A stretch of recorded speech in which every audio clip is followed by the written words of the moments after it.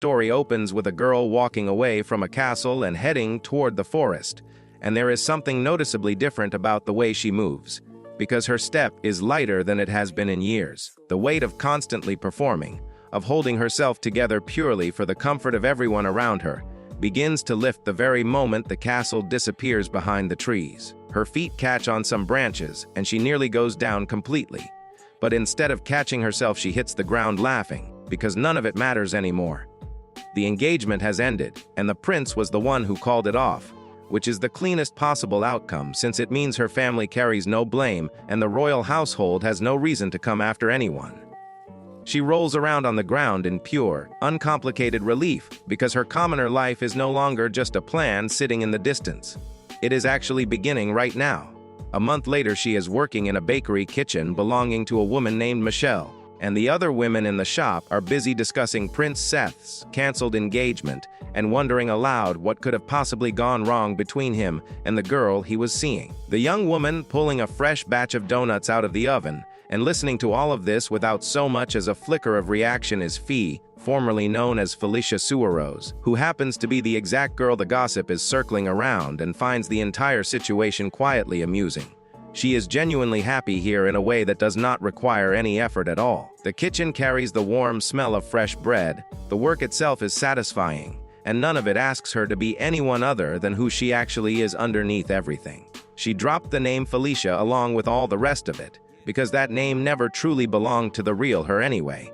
Fee fits better since it is smaller and quieter and entirely her own. Two specific things set who she actually is apart from who Felicia was built to be. The first is that she carries a full set of memories from a previous life in a completely different world, and those memories are precisely why she came to recognize, slowly at first and then all at once, that the world she was reincarnated into is the setting of an Odom game she once played obsessively. The game was called Lady Rose, the savior of the nation, and she herself is its main character.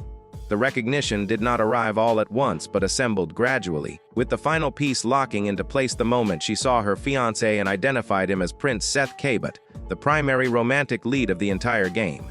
After that, the world's internal logic began making a particular kind of sense, and she eventually stopped scrutinizing what could not hold up under examination. Michelle tells her she looks like she is genuinely enjoying herself, which is unusual enough to mention, and Fee confirms that she is. The warmth between them is real, and beyond the job, connections around town are growing, leftover bread from the shop keeps her fed daily, and she considers the luck of landing this position when she arrived with nothing to be a reasonable exchange from a universe that previously had not been especially kind to her. Michelle eventually notices that Fee takes home leftover bread every single day and appears to be living almost entirely on it. She raises the concern with genuine care, pointing out that bread is not a complete diet and that Fee is still young enough that it matters. Fee reassures her that it is a temporary situation and that she will sort out her eating habits once she is more settled. What she thinks, privately, is that she spent so many years with servants tracking her nutrition on her behalf that the habit of monitoring it herself simply never formed. She forgot that it was something she needed to do. Michelle pats her head and tells her to look after herself, then mentions that when she first saw Fee she assumed she was a noble's daughter based on her hair and her hands alone. Fee goes carefully still for a moment. Michelle follows this up by laughing and saying that obviously she was wrong, because no noble girl could ever look this genuinely content working in a bakery. Fee agrees with her out loud and thinks that Michelle is actually more correct than she realizes, just not in the direction she thinks. Which leads into the second thing that separates her from who Felicia was meant to be, the thing she internally labels her acting ability. When she first understood she had been dropped into the world of Lady Rose, her response was not excitement or curiosity. It was despair. She did not want to be queen. She did not want Seth. But open refusal was never a viable path because her parents did not raise her as a person. They raised her as a political instrument, and any resistance on her part would have resulted in them dismantling the engagement themselves and replacing it with something worse, some arrangement with an older man that she had even less say in. So she did not refuse. She performed. She knows exactly who Seth is and what he represents in the game. He is handsome, he is the central figure of the entire story, and she cannot stand him. Her previous life left her with a permanent intolerance for a very specific kind of man, the kind who moves through the world as though it was assembled around him personally, And Seth is that type refined to its purest form. Even as a dedicated fan of Lady Rose, she only plays his route once, just to complete the record while she returns to every other character's story again and again enthusiastically, well into the double digits, frequently emotional about it. But here is the thing about Seth's route that ends up being the most important thing she ever discovers in that game. His route is where Liliana Inachi appears most prominently. Liliana is a noble girl, the daughter of a well-established family, and she is completely and utterly in love with Prince Seth. That love curdles into hatred the moment the heroine enters the picture. Liliana's strategy is to go on the offensive with rumors, painting the heroine as someone cruel and manipulative, someone who bullies her and makes her life miserable. For a while it works, but eventually the truth surfaces. Liliana's fabrications are exposed for exactly what they are, and the consequences land hard. Her own family cuts ties with her. She is stripped of her noble status and pushed down into commoner life, which in this world is not just an inconvenience, but one of the sharpest social humiliations a noble can face. Fee looks at that outcome and sees everything she has ever wanted for herself laid out in a neat little narrative arc. The original heroine's response to Liliana is to push back, deny the accusations, and expose the lies. Fee's plan runs in the exact opposite direction. If she accepts every accusation Liliana makes rather than fighting them, the roles between them effectively reverse. Liliana walks away with her dignity intact and no reason to be punished, and Fee walks away with exactly the commoner demotion she has been quietly engineering for herself since she understood where she was. Everything between the start of that plan and the finish line just requires her to stay in character as the composed, proper noblewoman that her position demands, endure whatever Liliana decides to throw at her without cracking, and wait. She thinks about Liliana with something close to fondness. She laughs out loud about it in the middle of a workday. She is still in that good mood when a man steps through the bakery door. She greets him the same way she greets every other customer who walks in, easy and pleasant, and he responds by telling her he is here because he is searching for someone specific, a Lady Felicia Suarose. The name lands and she looks at him properly. It is Nika, Prince Nicholas Cabot, older half-brother to Prince Seth, and one of the named capture targets from the very game whose world she is currently living inside. The family situation between Nicholas and Seth is a little complicated. Nicholas is the son of one of the king's mistresses rather than the queen, which puts him in a lower position in the line of succession than Seth, who is the queen's son and therefore the official heir. But that gap in status does not appear to bother Nicholas even slightly, because he has never wanted the throne in the first place. What he wants is to be useful, to apply the considerable intelligence he was born with toward things that actually matter, like the welfare of the kingdom and the well-being of his younger brother. That is his whole character. That is what makes him genuinely likable in a way Seth simply is not. He apologizes for not placing her right away when he first walked in, explaining that the change in her hair length genuinely threw him off, and he did not connect the face to the name immediately. Fei does not waste any time with pleasantries before getting to the important part. She lets him know that she is currently living under the name Fei Kuro, that her noble status has been formally removed, and that given all of that, attaching honorifics to her name is no longer appropriate, and she would prefer he stop doing it. Nicholas responds by calling her Lady Felicia and gently suggesting that there is no real reason she needs to distance herself from her own name. She does not get flustered about it. She simply repeats herself with the same calm she used the first time and asks him again to call her Fee. He takes a moment and then agrees, telling her he will honor that going forward. But the condition he attaches is that she drop the formal address when speaking to him and go back to calling him the way she used to. She finds that reasonable and accepts without any drama. She turns toward Michelle after that, and even though she is the one asking for a favor, she frames it as an imposition and apologizes genuinely for the interruption. Michelle is not bothered at all, pointing out that the situation clearly carries some personal weight, and that it is not as though she is in a position to turn away someone of Nicholas's standing when he has come all this way specifically to speak with Fee. Fei still bows before stepping away, because regardless of what Michelle says, she has only been working here a month and leaving mid-shift feels wrong even when she has been told it is fine. She catches up with Nicholas outside and the question of where to talk comes up. He suggests moving somewhere with more privacy and brings up the carriage he arrived in. That one small suggestion stops Fee cold for just a moment because she knows his route. She has played it.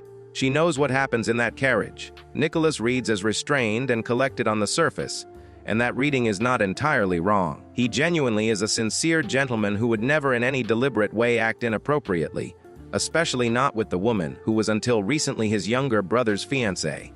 But his route is absolutely full of accidents. The game is all ages, so the writers solve the problem of making him compelling by constructing situation after situation where proximity and circumstance do the work without anyone's intentions being involved. The carriage scene is one of those situations. It exists in his route for a reason. Fee has no interest in accidentally stumbling into his romantic storyline. She redirects smoothly, mentioning that her house is close by and that while it is small, it is probably more comfortable than a moving carriage. Nicholas counters that an unmarried woman inviting a man into her private home is actually a more significant breach of convention than sharing a carriage, arguably worse from a propriety standpoint. Fee addresses that concern directly by pointing out that her commoner status removes most of the usual social weight from the situation, and she adds that if she does anything that offends him or crosses a line, he has every right to deal with it however he sees fit. It is a slightly unusual way to reassure someone, but it works. He agrees to go with her. The inside of her house is exactly as modest as she described it. She has bread left over from yesterday's shift and a variety of tea that cost almost nothing, and those are genuinely her only options for hospitality. She is still internally working through how to handle this when Nicholas speaks up first and tells her clearly that he does not need anything from her. He is the one who showed up without any warning or prior arrangement, so the responsibility for that is entirely his and she should not feel obligated to produce refreshments on his account.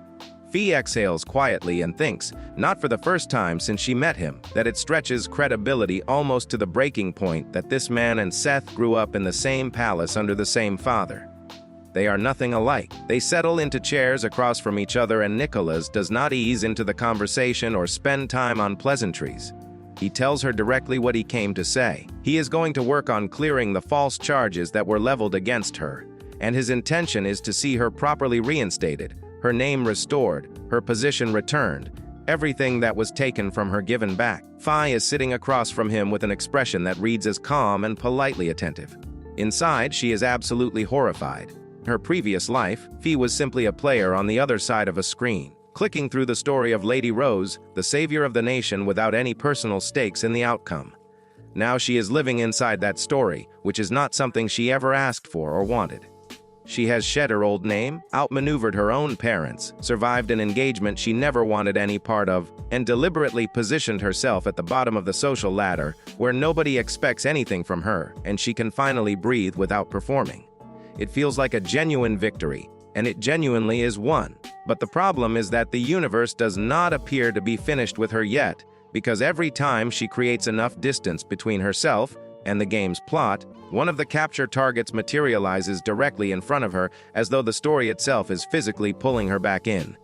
Today that person is Evan Douglas, who in the game is the devoted, puppy love type that decides he is in love at first glance and builds his entire world around that single feeling without needing any encouragement to sustain it. He already knows she was engaged and that the situation surrounding her is complicated, but none of that stops him from planting himself repeatedly in her path and declaring loudly that he believes she is innocent and that he wants to stand beside her and fix everything.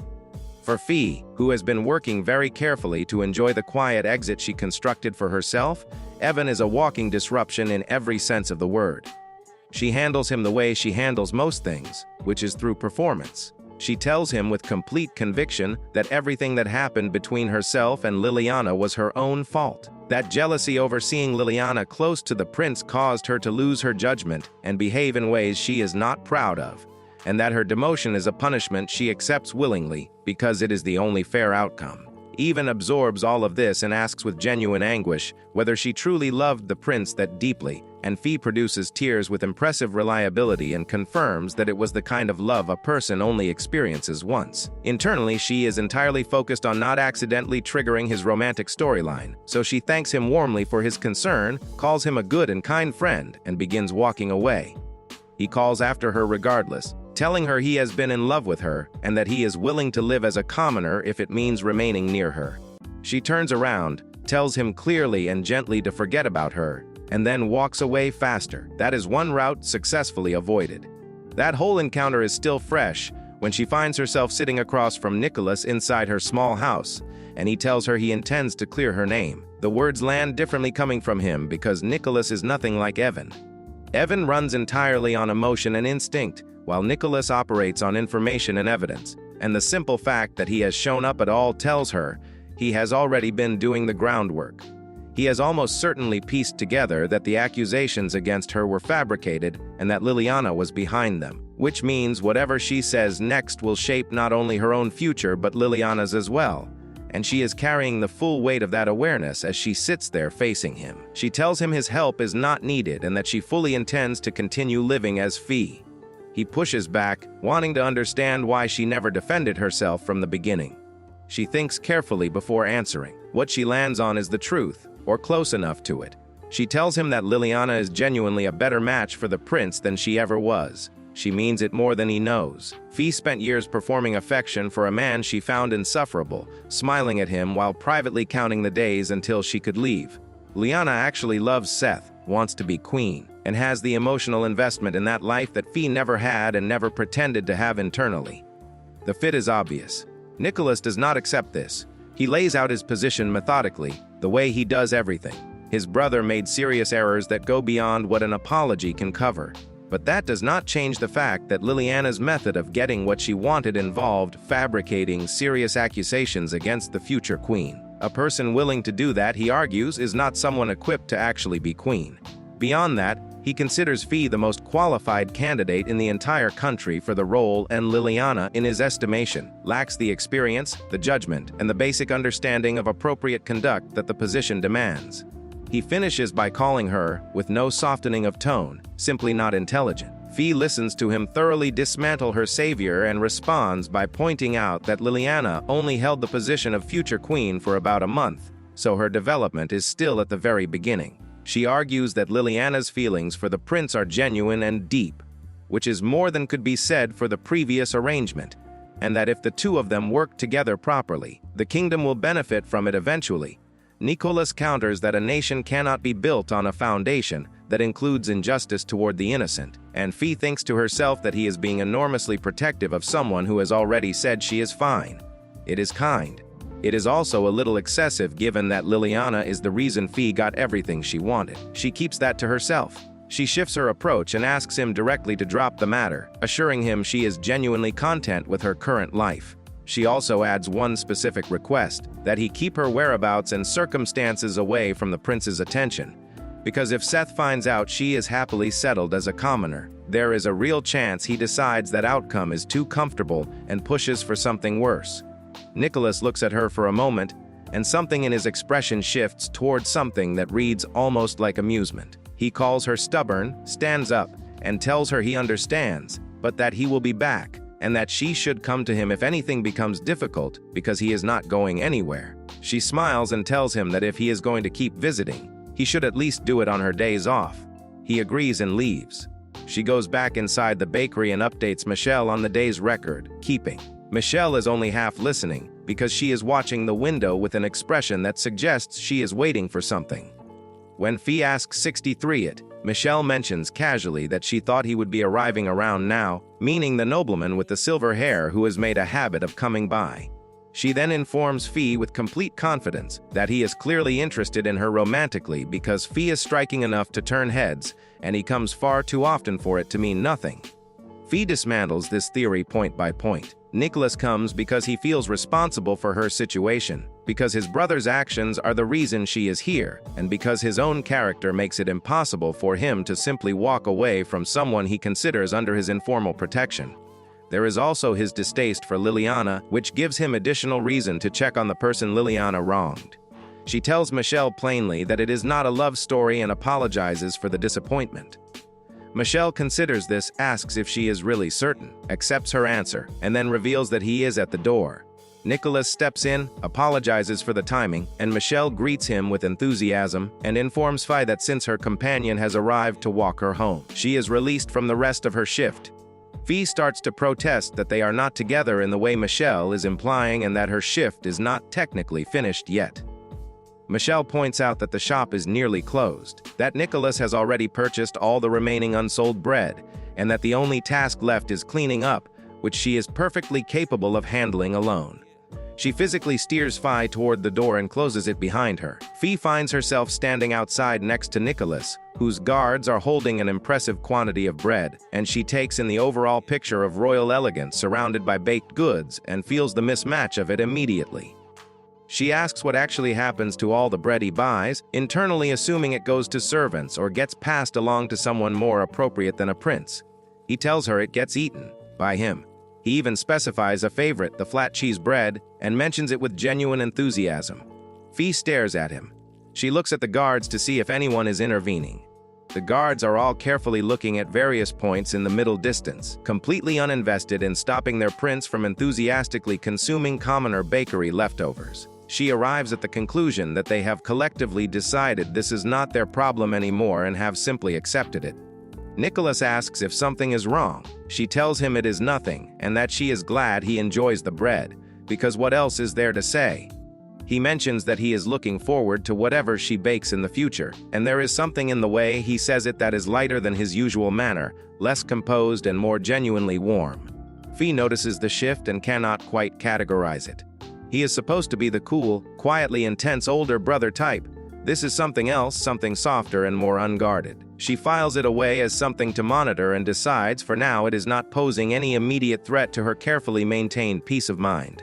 Several months pass and Fi settles deeper into her life at Michelle's bakery. She has graduated from assistant work to actually baking the bread herself, which feels like a real milestone, until she notices that her loaves consistently come out different from Michelle's even when she follows the exact same steps with the exact same ingredients. Bread is deceptively complicated, and she has developed a genuine respect for how much skill it actually takes. She decides today is the day she pushes herself harder and finally closes that gap, heads toward the shop to grab what she needs, and discovers the door is locked. She peers through the window and the realization hits her slowly. It is a holiday. She has been so absorbed in the rhythm of working that she completely lost track of the calendar. She presses her frustration into the glass for a moment, genuinely disappointed about losing a practice day, and then someone speaks behind her. The voice says Big Sister Felicia, and Fi goes completely still. She turns around and there is a young man standing there, looking at her with a casual familiarity that does not quite match the fact that they have barely spoken in their lives. He comments that it has been a while and notes, almost as an afterthought, that he probably does not need to use formal language with her anymore given how things have changed. His name is Jed Suarose, and he is technically her former stepbrother. The situation with Jed requires some background. When Fi's engagement to the prince was formalized, her parents suddenly needed to think about what happened to the family line after her, since she would be moving into the royal household. Her father resolved this by adopting Jed from a distant branch of the family, almost certainly without giving the boy much of a choice in the matter. Jed ended up inheriting the position and the name that Fi vacated when everything fell apart. They lived under the same roof and attended the same school, but Fi kept her distance from him deliberately and consistently. In the game, Jed carries the label of the trap character, meaning his entire narrative function revolves around drawing the heroine into complicated emotional situations she did not sign up for, and Fi had no intention of becoming a casualty of that. Jed tells her, with the ease of someone who does not feel the need to explain himself thoroughly, that he was simply curious about how she was getting on. Fi points out that he has traveled a considerable distance to check on someone he never made much effort to speak to when they shared a house. He shrugs this off and mentions that he did not have school and got bored. Fi scans the area around him and notices there is no carriage, no escort, nothing. Nobody makes that journey alone out of boredom. She decides the fastest way to get to the truth is to bring him inside rather than stand in the street asking questions that he will just deflect, so she invites him to her house and he accepts, mentioning with open curiosity that he has never seen the inside of a commoner's home before. Once inside, he picks up one of the snacks Nicholas brought on a previous visit and tries it, then announces with complete frankness that high-quality food like this looks deeply out of place in a house like hers. She tells him Nicholas gave them to her. Jed pauses and asks whether she means Prince Nicholas Cabot and why exactly a prince is coming to visit her. She gives him the simple version, explaining that Nicholas feels a degree of responsibility toward her because of how harshly things ended up going. She thinks privately about the full picture. The prince annulling the engagement was not itself an unreasonable thing, but her parents turned it into a demotion to commoner status, which in this world is treated as a punishment roughly equivalent in severity to a death sentence. Nobles have too much pride and too little practical knowledge to survive it well in most cases. The social adjustment alone destroys people.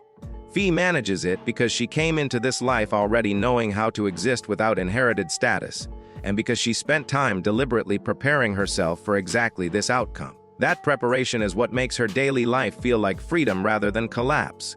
Jed watches her pour tea and tells her she looks genuinely well, that commoner life seems to suit her, and asks if she is actually happy. She confirms that she is. He considers this and then says, with the tone of someone testing an idea rather than making a serious proposal, that maybe he should arrange to get himself thrown out too, and asks if he can move in with her.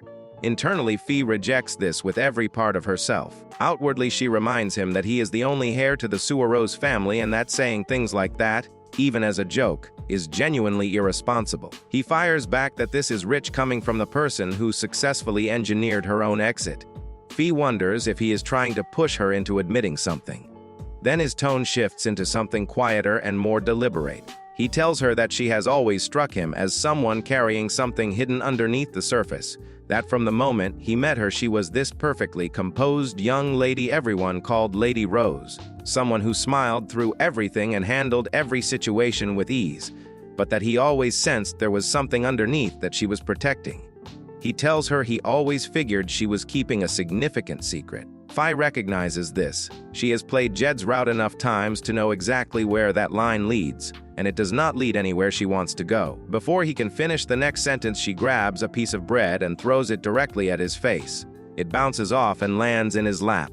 There is a beat of complete silence. He looks down at it. She fills the silence immediately and with great energy, announcing that there is leftover bread from yesterday, and that whatever strange mood he is in right now is clearly because he is hungry. Because that is the only reasonable explanation, and that Michelle's bread is genuinely exceptional and will improve anyone's emotional state significantly, including his. He picks up the bread. He starts eating. He thanks her for the food. Fee exhales very quietly and congratulates herself internally.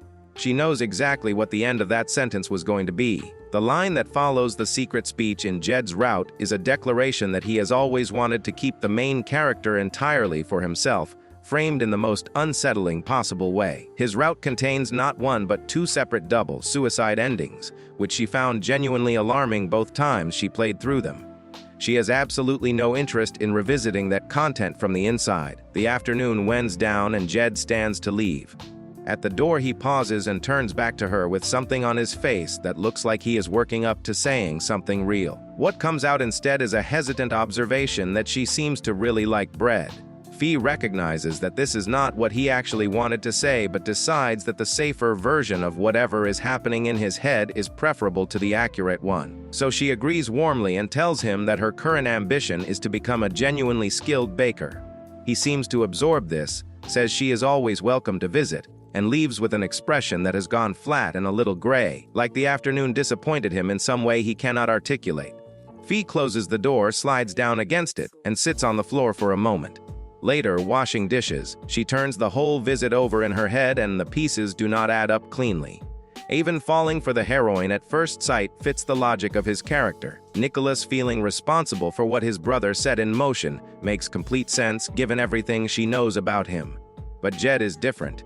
For him to show up alone without an escort, without anyone knowing where he is, traveling all this way without a clear stated reason, and then nearly deliver the line that in the game only appears when the affection meter is already significantly elevated.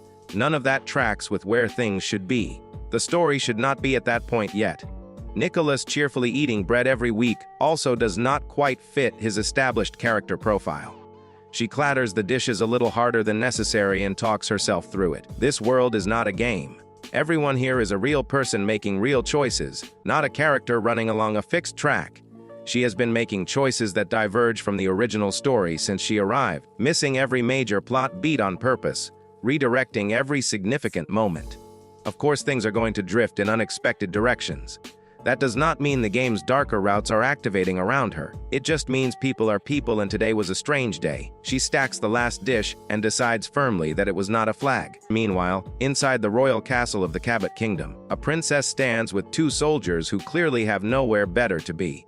She points out that her brother-in-law has already left and that as his escort, they should probably be moving. One of the soldiers pivots the conversation entirely and tells her, with the particular boldness of someone who has decided this is their business, that she would do well to actually listen to what Prince Nicholas says to her, because the way things are going, she has no real shot against the woman she is competing with.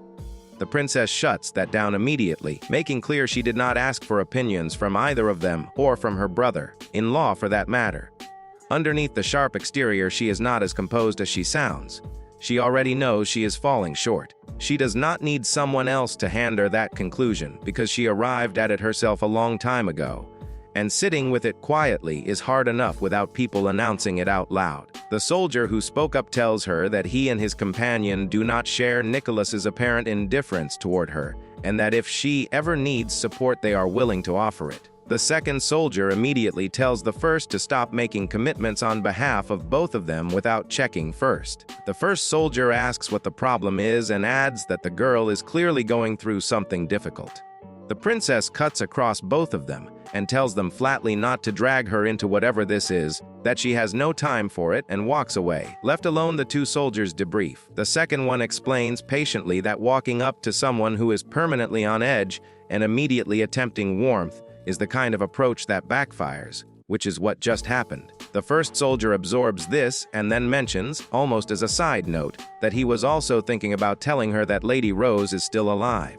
The second soldier turns to look at him and tells him with complete seriousness to keep that information to himself and to stop trying to make an already complicated situation more tangled than it needs to be. The first soldier agrees and adds that the only thing that really matters at the end of it all is the king anyway. Meanwhile, Fee is doing something far more straightforward, hauling flour. She stops at a warehouse she has clearly visited before, and the two workers inside greet her with the easy familiarity of people who have watched someone show up regularly and work hard without complaint. One of them tells her the 3 bags she ordered are ready.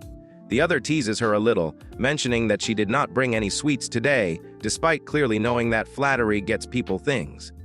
Fee laughs and takes it well. The first worker offers her the card at no charge and tells her to make sure she comes back next time. She thanks him genuinely, and then her attention catches on something posted nearby. It is a notice about an engagement ceremony at the royal castle. One of the workers mentions her surprise that after the previous engagement fell apart so suddenly, a new one is already being announced. The whole thing moved fast. She also mentions, lowering her voice slightly, that from what she has heard the new arrangement between the prince and his fiancée is not going particularly smoothly. Fee goes quiet when she hears that. She thinks about what that means. She knows how the game plays out when the player chooses a route other than Seth's. In those paths, the prince and Liliana eventually reach a breaking point, and the truth about everything Liliana did comes out. Fee did not choose Seth's route. She chose no route. She exited the story entirely. But the consequences of that choice are still unfolding around her in ways she cannot fully control. She cannot step in directly either. Any move she makes toward Liliana right now would look like a disgraced former fiancé stirring up trouble, regardless of her actual intentions.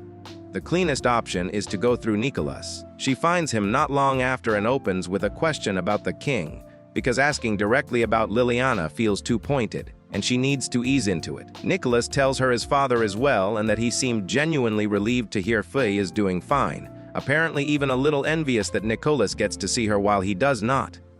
Fee is caught off guard by that. She sits with it for a moment longer than she intends to. During the engagement, she did not have many real opportunities to spend time with the king. Their social schedules did not overlap much, but what she saw of him was always kind. He treated her with warmth and a kind of dignified gentleness that the prince himself never quite managed.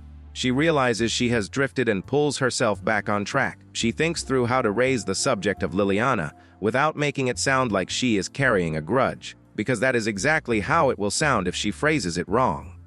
She also needs to avoid any mention of Seth, because she spent considerable effort convincing Evan that she was still deeply in love with the prince, and if Nicholas picks up on the same impression, could create entirely new problems in a direction she does not want. She settles on asking about Liliana directly, and immediately regrets the phrasing the moment it leaves her mouth.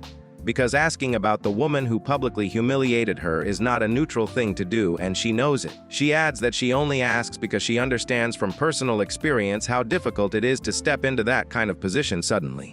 Nicholas does not respond right away. When he does, all he offers is that Liliana appears to be physically fine. The pause before the answer and the flatness of it tell Fee that fine is doing a lot of heavy lifting in that sentence. After a beat, he admits that he has found himself feeling something close to sympathy toward Liliana lately, not because what she did was acceptable, but because it is becoming increasingly clear that conducting herself at the level the position demands is genuinely beyond her current abilities. He adds that she does not seem to be giving up, but that in his estimation it is only a matter of time. Fee does not take this calmly. She grabs his arm and tells him loudly that this is not something unique to Liliana, that virtually anyone dropped into that role without years of preparation would struggle, and that struggling is not the same as failing permanently. She catches herself and dials it back, then makes the actual argument she came to make. Liliana had real qualities before any of this happened. With proper training and genuine support, she can absolutely grow into the position. What she needs is not an audience waiting for her to collapse, but people who are actively invested in helping her succeed. She looks at Nicholas and tells him that is what she needs him to be. He looks at her steadily and says nothing for a moment. She pushes further and asks if he already knew that she was never quite as exceptional as her reputation suggested. That the image of Lady Rose was something she constructed deliberately over years to cover the gaps in her actual abilities. He confirms that yes, he had worked that out some time ago. And then something shifts in his expression. He goes quiet in a way that is different from his usual composure, more like something has just rearranged itself in his thinking. He says half to himself that it cannot be, and then that perhaps it is, and then looks at her and asks whether she is aware of something, some specific thing he is turning over in his head, and whether she understands what it actually means.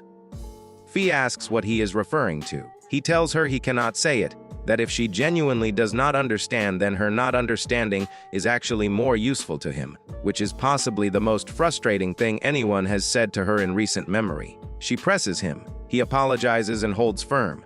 She leaves the conversation more unsettled than she arrived and eventually just tells him plainly to give Liliana a fair chance going forward. He agrees immediately, saying that anyone she thinks so highly of must have genuine qualities worth investing in, and that he will approach her with the same open mind he once extended to Phi. That night, Fee makes her bed and lies down thinking about what he said. Something in his manner shifted after she told him about her acting, about how the Lady Rose everyone knew was a performance built on top of someone quite ordinary. He had what looked like a genuine realization, and then he locked it away and refused to share it, and now it is sitting in her head taking up space she would rather use for something else. She stares at the ceiling for a while and then something occurs to her. She sits up slightly, says out loud that she has figured it out, and then immediately decides she does not want to know what she has figured out, lies back down and closes her eyes. Whatever Nicholas understood in that moment, she is not a genius. She came into this life with memories, not additional intelligence. And there are things her regular brain simply cannot work through no matter how long she sits with them. If she cannot figure it out, spending the night chasing it is pointless. She is better off going to sleep and continuing to do her job well tomorrow. That is the part of her life she can actually control. She is asleep within minutes. One morning, Fee passes through the garden on her way out and the gardener, Pamela, calls after her asking where she is headed. Phi tells her she is going to the dairy shop, Tony's farm. Pamela remarks that the distance is quite a trek. Fee waves this off cheerfully and thinks to herself that by now she knows this town well enough to navigate it without thinking, which is exactly the kind of thing she never imagined being proud of back when she had servants handling every errand. Pamela tosses a teasing comment after her about how her noble boyfriend is not accompanying her today. Fee laughs it off and keeps walking, though somewhere in the back of her mind she acknowledges that Nicholas's habit of showing up is something she is going to have to figure out eventually. She thinks about it as she walks. This world has no photographs, no newspapers in any meaningful sense, no way for an ordinary person to recognize a royal face unless they have seen it in person. Nicholas does not move through the town with any fanfare, and the people around her have no reason to connect him to the palace. To them he probably reads as a well-dressed nobleman with a habit of buying leftover bread. which is the kind of quiet, slightly eccentric detail that people in a small town absorb and then mostly stop thinking about.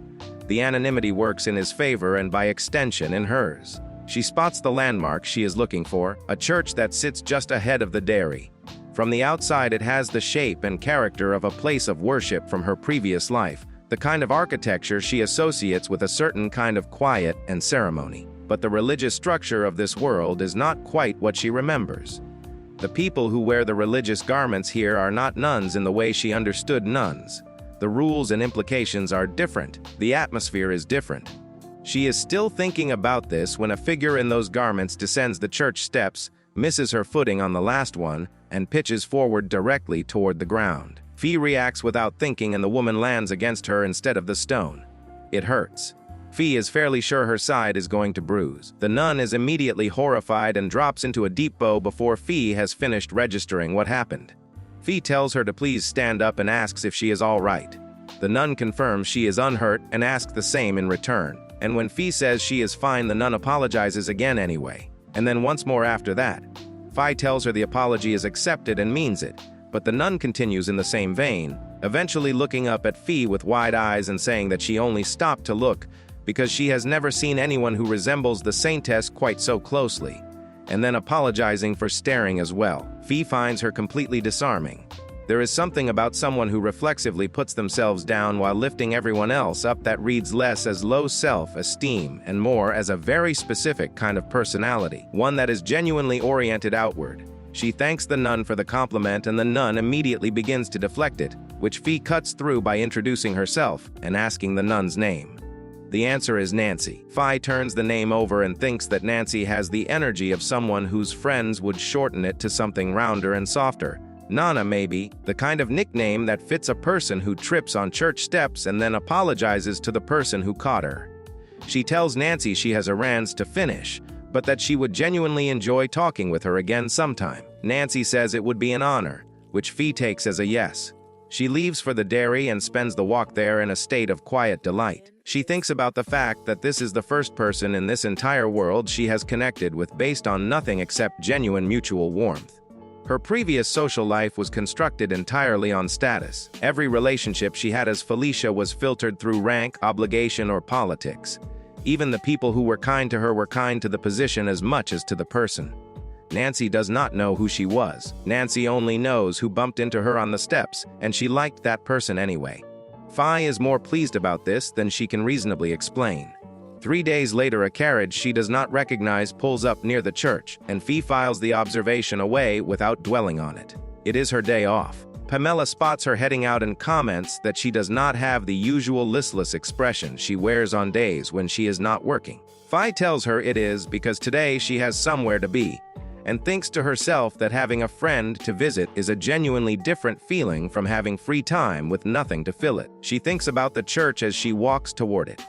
The one in this world operates differently from anything she knew before. It is not a place people come to confess or to sit with heavy things. The atmosphere is lighter and more communal than that. Priests and nuns here are people who have chosen to deepen their own understanding of something larger than themselves and build their lives around that pursuit, which gives the place a different kind of weight, more like a home than an institution. Her own family observed certain traditions around gratitude to God in a relatively casual way. She grew up with the practice without ever examining it too closely. She arrives at the church and notices the carriage again parked outside. For a moment, something about it makes her think of Nicholas, but the crest is unfamiliar and she lets it go. She has been aware lately that he has pulled back slightly on how often he visits, and she thinks that is probably for the best. The more distance between her daily life and anything connected to the palace, the better. She steps inside. Nancy is standing with a man. The moment Nancy sees Fee, her face lights up, and she immediately raises her voice and her hand to point, announcing to the man that this is the noble lady who helped her, the one who looks like the saintess. The man tells her quietly and with practiced patience to please lower her voice and not point at people. Nancy apologizes and goes still. Fee watches this exchange and reads the dynamic between them instantly. He is calm where she is expressive, measured where she moves in sudden bursts. They fit together the way people do when they have been balancing each other out for a long time. The man introduces himself as Jack, the pastor of the church, and thanks Fee for catching Nancy before she hit the ground. Up close, he carries himself with the kind of settled composure that Fee associates with someone who has thought carefully about how to move through the world. Nancy chimes in to tell Fee that if she had come a little earlier, she would have been able to meet the Saintess. Fee catches the word and turns it over. A Saintess is not a game class. She is fairly sure of that much, but she is also not entirely sure what it does mean in this context. Jack clarifies before she has to ask, explaining that it is not a formal title, that it is simply what the people of the church have chosen to call her out of their own genuine feeling. Nancy adds that she became a nun largely because of this person, and offers to explain. The story goes back 13 years. Nancy was young, the same age as the girl she saw stepping out of a carriage in front of the church one morning. Curiosity made her follow.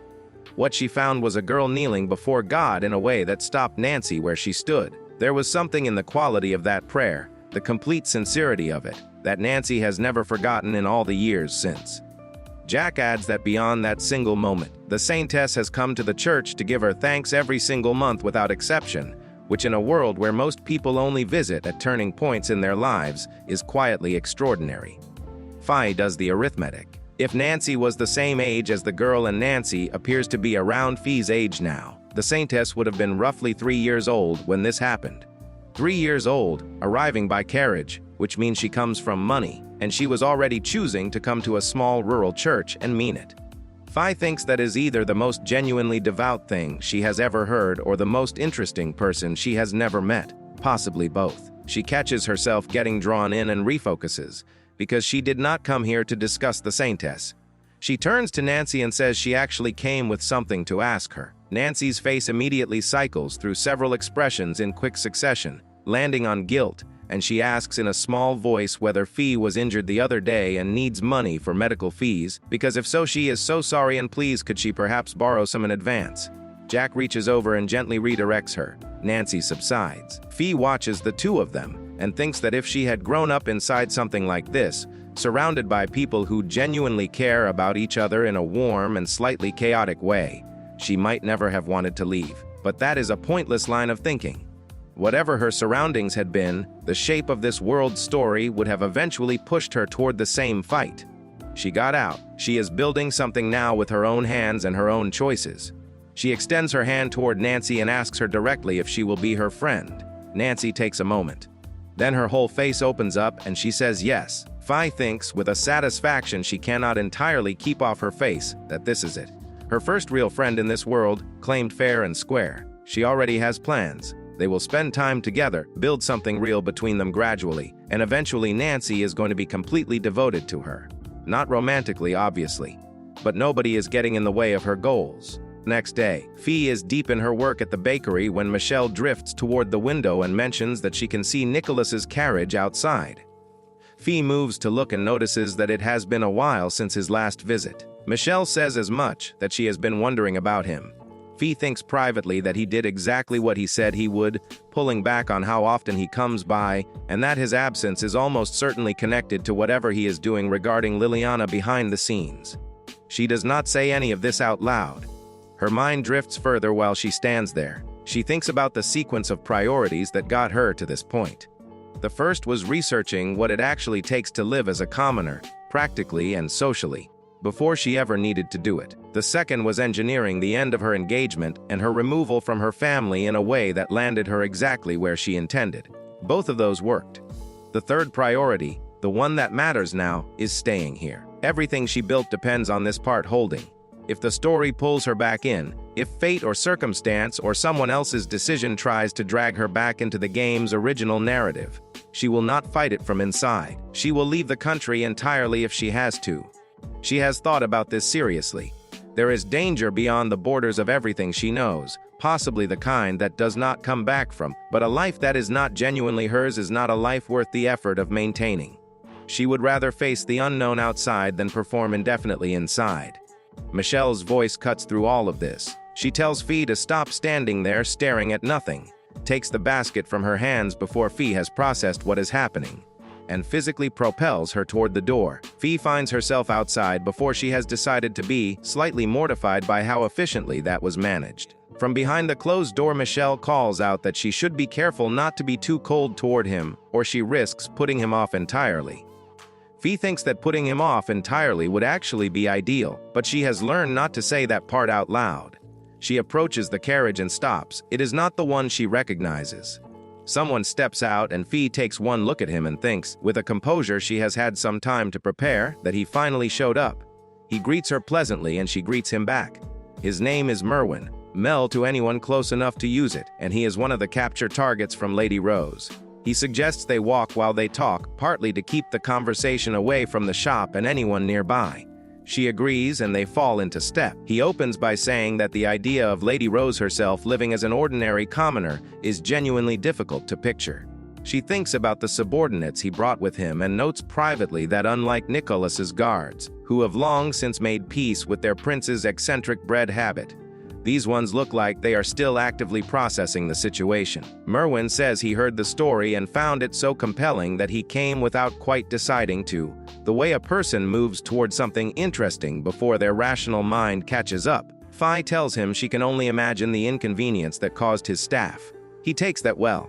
Then he says something that is more direct. He tells her that he has been thinking about this since they were last in the same room together at a social gathering, and that she does not seem unsettled by any of it at all. She tells him that showing any sign of being rattled would just hand other people something to use against her.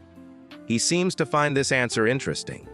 She thinks about what she actually knows about him. 2 months ago they were classmates at the same school, but their connection never extended beyond that structural proximity.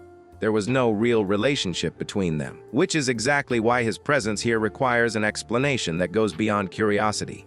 Jed coming makes a kind of sense. He is her former stepbrother. Nicholas coming makes sense. He is bound up in the situation by blood and by character. But Merwin has no personal stake. He comes from the Cavett family, the most powerful banking house in the country, people who maintain networks of information that flow in and out of the kingdom's most significant spaces. His family's business is knowing things.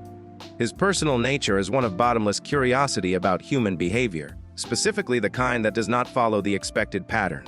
A girl who was considered the ideal future queen, who was publicly accused of bullying a classmate, had her engagement dissolved, was cast out by her own family, and then simply vanished into commoner life without complaint. That is the kind of story that would not let someone like him rest.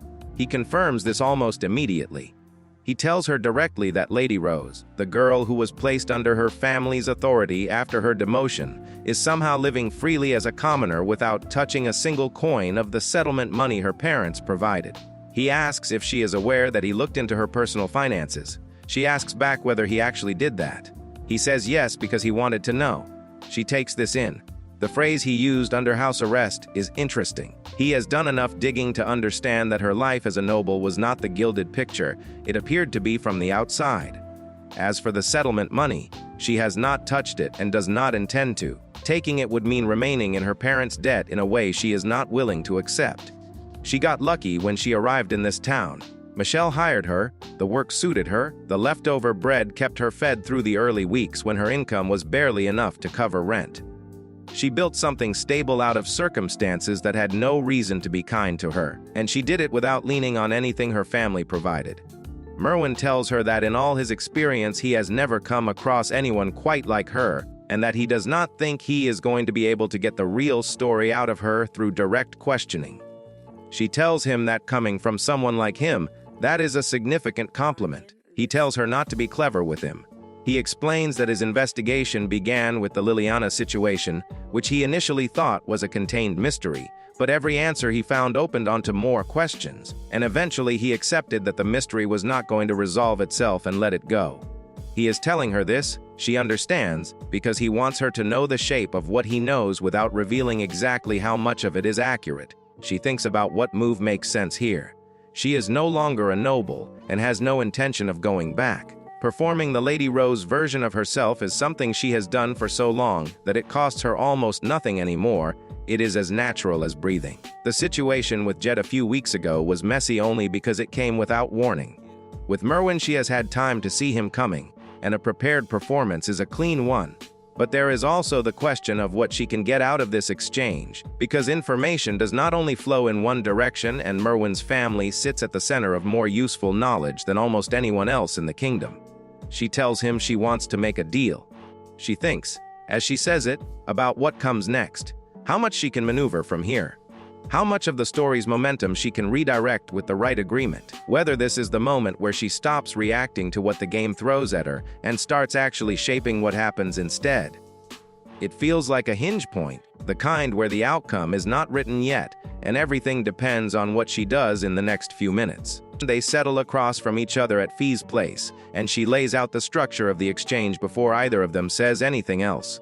One question, one answer, alternating. Vague non-answers that give nothing away are not permitted. If either of them genuinely cannot respond to something, they say so honestly and the other person adjusts their question. The deal closes when one side runs out of things to ask, at which point the remaining question from the other side still gets answered. He listens to all of this and asks, with mild amusement, whether she actually has that many things she wants to know from him. She tells him she has several, and that the answers will directly influence decisions she needs to make about where her life goes from here. She says it pleasantly with a smile which makes it land more seriously than if she had said it plainly. He adds one condition of his own before she can continue. Fabricated answers are banned.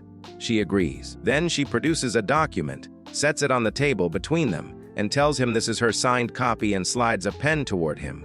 He looks at the paper with genuine surprise and asks whether she is really taking it this far. She tells him that if he finds that objectionable, there is nothing more to discuss. He tells her to wait. He picks up the contract, reads it, and then stops.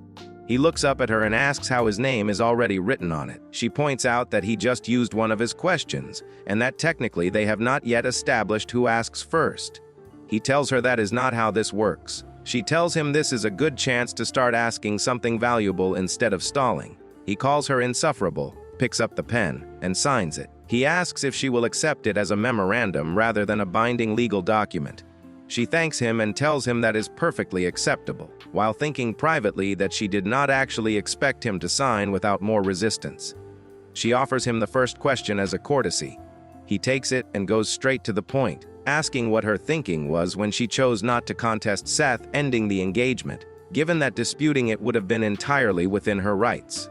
She tells him the honest version of a carefully selected truth, that she had no reason to oppose it because she had always wanted it to happen, and that it seemed like the most convenient outcome for everyone involved. He takes a moment before responding. He tells her that the answer is significantly different from what he anticipated, enough that it genuinely surprises him.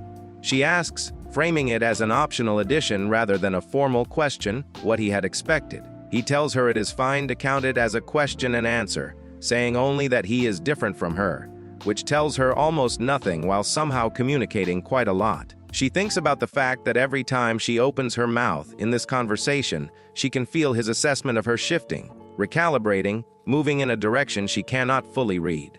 In the game, she always found his character fascinating. In person, the experience is somewhat more uncomfortable.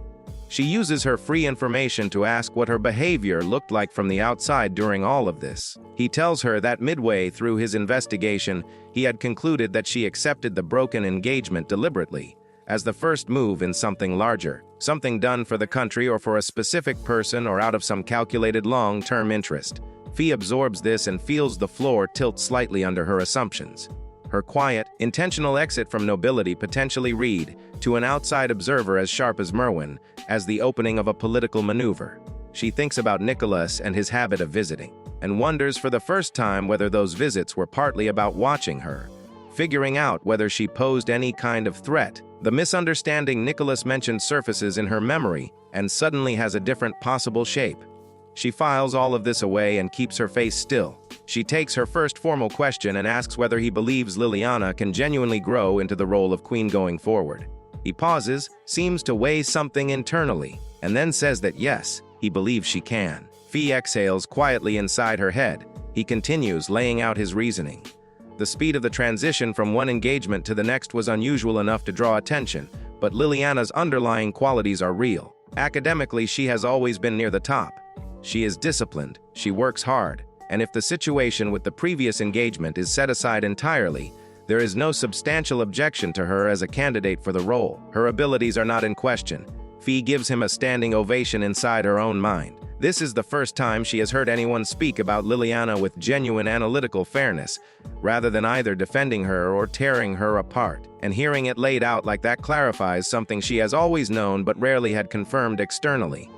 Liliana is sharp, driven, widely connected, socially capable, and genuinely invested in Seth in a way that Fee never was and never pretended to be in her own head. The one-sided animosity Liliana directed at her always struck Fee as disproportionate, but it came from a real place. She wanted something and she saw Fee as the obstacle. Now the obstacle is gone, and what remains is someone who is actually suited to what she wanted.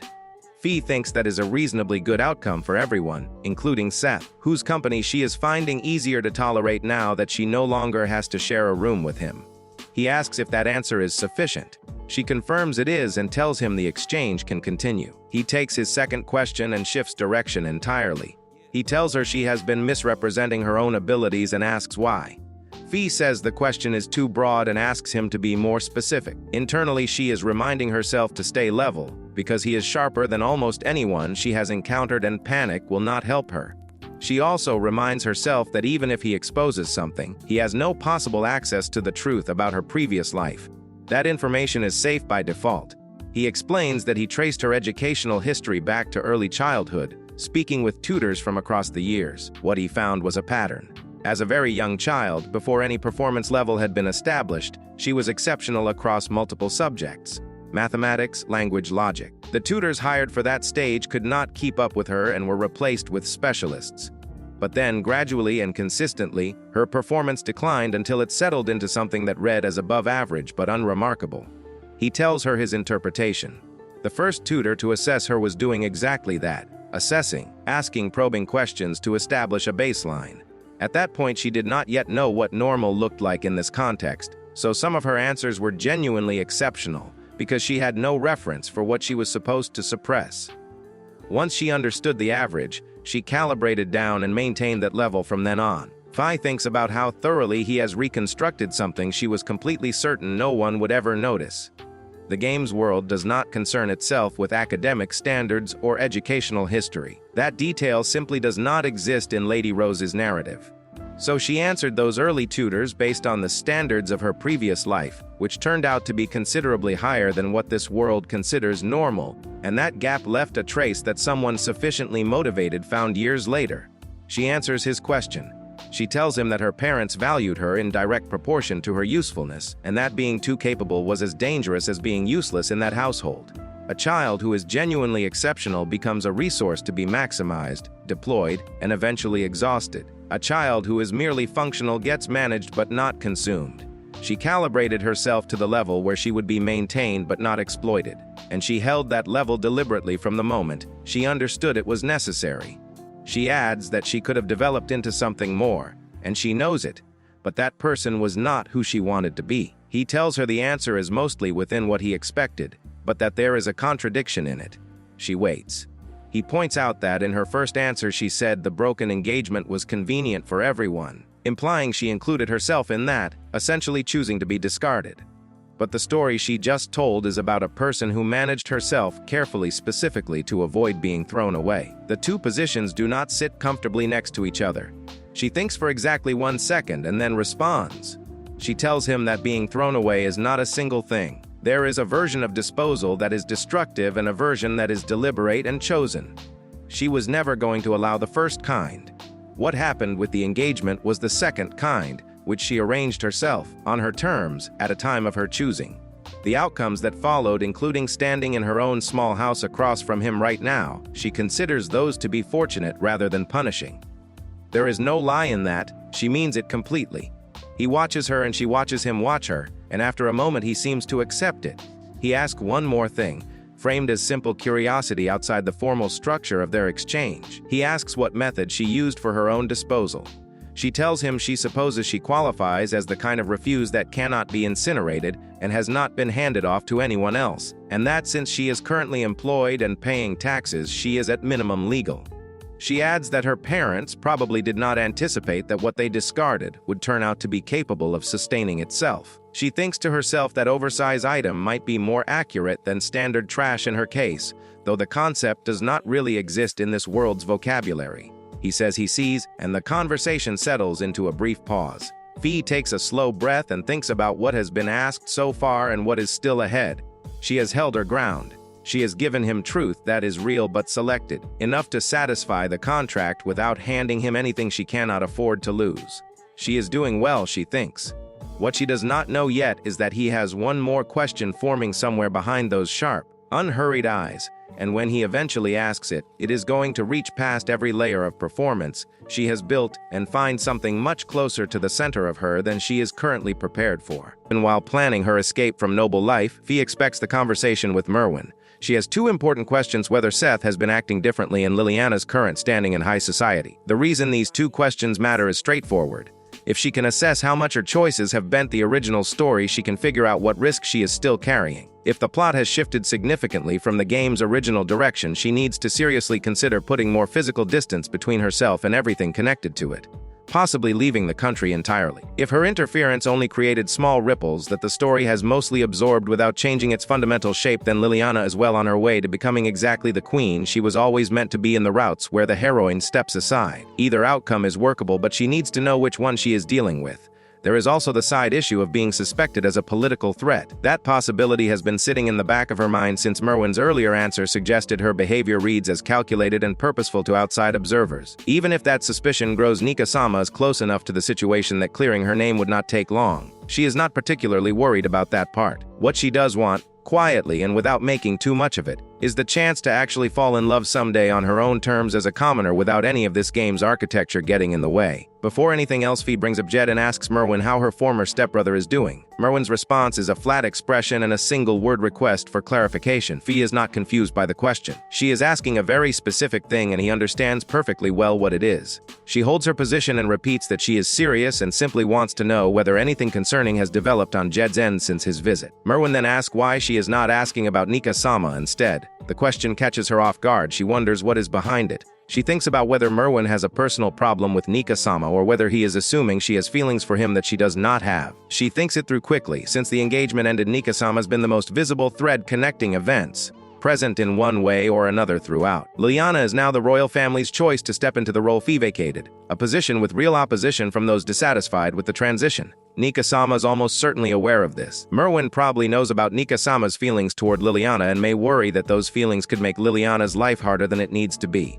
But Fee already has that covered. She made Nika-sama promise to look after Liliana with an open mind and he agreed. She knows from both the game and years of personal observation that Nika-sama does not break his word. That is simply not who he is. So whatever concern Merwin might have on that front, Fee is not carrying it. That particular worry is already resolved and she trusts the resolution completely. Merwin answers her question about Jed without much resistance. He mentions that his research into Fee naturally pulled Jed into the picture as well. What he found is that Jed carries an inferiority complex that runs deep. This makes sense given that he has no blood connection to the family he was adopted into and therefore no natural footing to stand on. At the same time, he holds significant respect for Fee, which creates internal tension that he manages by keeping everything locked down. His expressions are controlled and his voice is flat. The emotional reality beneath both has been carefully hidden for so long that it has become second nature. Fee recognizes all of this immediately because it matches exactly what the game showed her about him. The more Merwin talks, the more convinced she becomes that Jed has been carrying those feelings for years without ever allowing them to surface properly. Someone like him would rather quietly endure emotional conflict forever than risk exposing weakness in front of others. Merwin notes that Jed has loosened up lately. His expressions are less guarded and sometimes distant, which others find charming, and that has increased his popularity. Fee realizes that when she threw bread at him, his image of her shattered. He likely focuses now on himself's role as Suwaro's heir. The faraway look suggests he is considering his own future rather than hers. Instead of revolving entirely around Fee the way he once did, he finally seems to be building an identity that exists separately from her influence, and that realization feels almost unreal to her. Fee acknowledges she might be optimistic, but it fits. Merwin confirms that Jed's academic performance and social status are steady with nothing else notable. Everything is fine. Fee is elated that she ended a yandere route with leftover bread. Her eyes water and Merwin notes her happiness. She wipes her face and calls it a natural sibling reaction. He says he will not cry over it. She suspects he is slightly sour and moves on. Even so, relief continues washing through her in waves because for the first time since arriving, this World 1 disaster route truly seems to have closed for good. Merwin reminds her that she used her last turn, so now it is his. He would prefer 2 more but sticks to the rules, which Fee finds endearing. He frames his last question. Based on what she told him, he sees someone living freely because she engineered her own demotion. He presents this as a confirmed conclusion and not a mere question. Fa mentally gives him full marks. In a world where commoner demotion is nearly a death sentence for aristocracy, understanding her choice means Merwin truly sees her. Then he asks the actual question. He wants to know why, given everything she is capable of. She did not simply pursue happiness within the aristocracy, it would have been easier. The resources were already there. She knows at once this is the question he has saved. It cuts through everything else they have discussed and touches something she avoids facing. To answer honestly is to confront what she prefers not to. The unfulfilled dreams she carries in memories of a former life and reminders of what she still lacks. She breathes in and breathes out and answers. She tells him that no amount of comfort or affection among aristocrats would make her happy. Not because those things are worthless. They just cannot give her what she truly wants. Even if she had lived as Lady Rose with all the luxuries and love, she would still choose this path. Dying as a commoner feels more alive than surviving as Lady Rose ever did. He admits he does not understand her. It sounds like a spoiled noble romanticizing freedom, a kind of foolishness. Fee agrees that she was that girl, but she followed through, and that is what separates wanting from doing. He has no response. He tells her that her existence is genuinely remarkable, enough to satisfy even his curiosity, which he rarely admits. He seems slightly deflated as he says it, like someone reaching the end of an interesting problem and realizing it is over. She tells him there is no reason to look so gloomy. He cannot be expected to fully follow her reasoning since the framework behind it, the game she knew in her previous life, is beyond his reach. She cannot explain that part. She can only show him the conclusions it led her to. He stands and thanks her for her time, and she thanks him for his. He moves toward the door and she glances around the room, noticing she has nothing to offer him on his way out. She was pushed out of the bakery for this meeting specifically because it needed to stay quiet, which means no bread, and she finds that mildly regrettable. She thinks about how much Nika-sama enjoys Michelle's bread and how a single piece of it sent Jed's entire route collapsing. There is something almost funny about the fact that bread keeps being the most consequential item in her life. At the door, Merwin pauses and turns back. He tells her that fighting against fate and against the country and against forces larger than any single person is a serious undertaking. He also acknowledges that somewhere during their conversation he probably said things that were not particularly kind. What he is trying to say in his roundabout way is that she should keep going. She should win. Fi thinks about the fact that she has never said any of this to another person before. Most people would hear it and decide she is strange. Merwin heard it and told her to keep fighting, which is exactly what she needed without knowing she needed it. She thanks him sincerely and tells him she fully intends to win. He leaves. She closes the door behind him and stands there for a second. She thinks his character in the game always reads as blunt and self-interested, but sitting across from him that day he kept drifting into something warmer and more encouraging than that profile suggests. Maybe the game undersold him. Maybe people are more than their labels. She takes about 2 steps before her legs give out slightly and she catches herself on the wash basin. She announces to nobody that she is exhausted. She runs a bath and climbs in and lets herself decompress. She got every answer she came for. Merwin is not the type to share what was said there, so none of it is going to surface anywhere inconvenient. By any measure, this was a success. If her commoner life had simply continued without this conversation ever happening, that would have been the ideal outcome. But given that it did, she handled it well. She gets into bed and lies there thinking about her dreams, the ones she mentioned to him without naming them directly. She knows they are not going to come true anytime soon. She knows that every time she speaks them aloud or even traces their shape in her mind, she brushes up against the same hopelessness she carried in her previous life. The feeling of wanting something that the world she is in simply does not have room for. She is not ready to sit with that tonight. She closes her eyes and thinks, just a little longer and just a bit more. She has to keep going. She has to stay a commoner. As the carriage moves through the road, Nicholas quietly thinks about Fee. An entire week passes since he last sees her, and despite trying to reassure himself that she is probably fine, uneasiness still lingers in his chest. He knows better than anyone that Fee always forces herself to stay strong no matter where she goes. Because of that, she rarely depends on others, especially him. Thinking back on the past only deepens his frustration. Even during her engagement, she never once confides in him about why she accepts it. Until recently, he also has no idea that Liliana bullies her all this time. Fee keeps everything to herself until the very end, then suddenly disappears without explaining anything at all. Part of him wants to visit her personally, but he also understands that she is finally living peacefully as a commoner now. Interfering carelessly might only ruin that life for her. Even so, something about the entire situation still feels unnatural to him. Despite those doubts, he is honestly relieved that she seems to be doing well. At the same time, he cannot stop wishing she would rely on him a little more. He always believes she sees him as a dependable older brother figure, yet somehow she never leans on him when it truly matters. That thought suddenly reminds him of a conversation from the past. He remembers his father calmly informing him about future plans, only for those words to leave him completely shaken. Back in the present, Nicholas quietly thinks that if he manages to endure over there, then she should also be able to endure here. At that moment, Liliana approaches him and brings up the topic of fate. She wonders whether fate can truly be changed. Nicholas admits that he does not know. To him, fate feels like something people interpret however they please. If their wishes come true, they praise fate as though it blesses them. If things go badly instead, then blaming fate becomes the easiest excuse. In the end, people simply twist events into whatever meaning benefits them most. Because of that, he finds it arrogant to believe fate controls everything. Even so, rather than continuing the discussion himself, he decides they should ask Fee instead. Meanwhile, somewhere else, Fee falls deep into memories from her previous life. Back then, she has an older brother who excels at everything. He is handsome and intelligent and talented and admired by everyone around him. No matter where he goes, people naturally gather around him because he always becomes the center of attention. Growing up beside someone like that shapes Fee's entire life. Whenever people speak to her, they always praise her brother first. They constantly tell her how lucky she is to have such an amazing older brother. Hearing those words over and over again gradually teaches her that her role is simply standing behind him.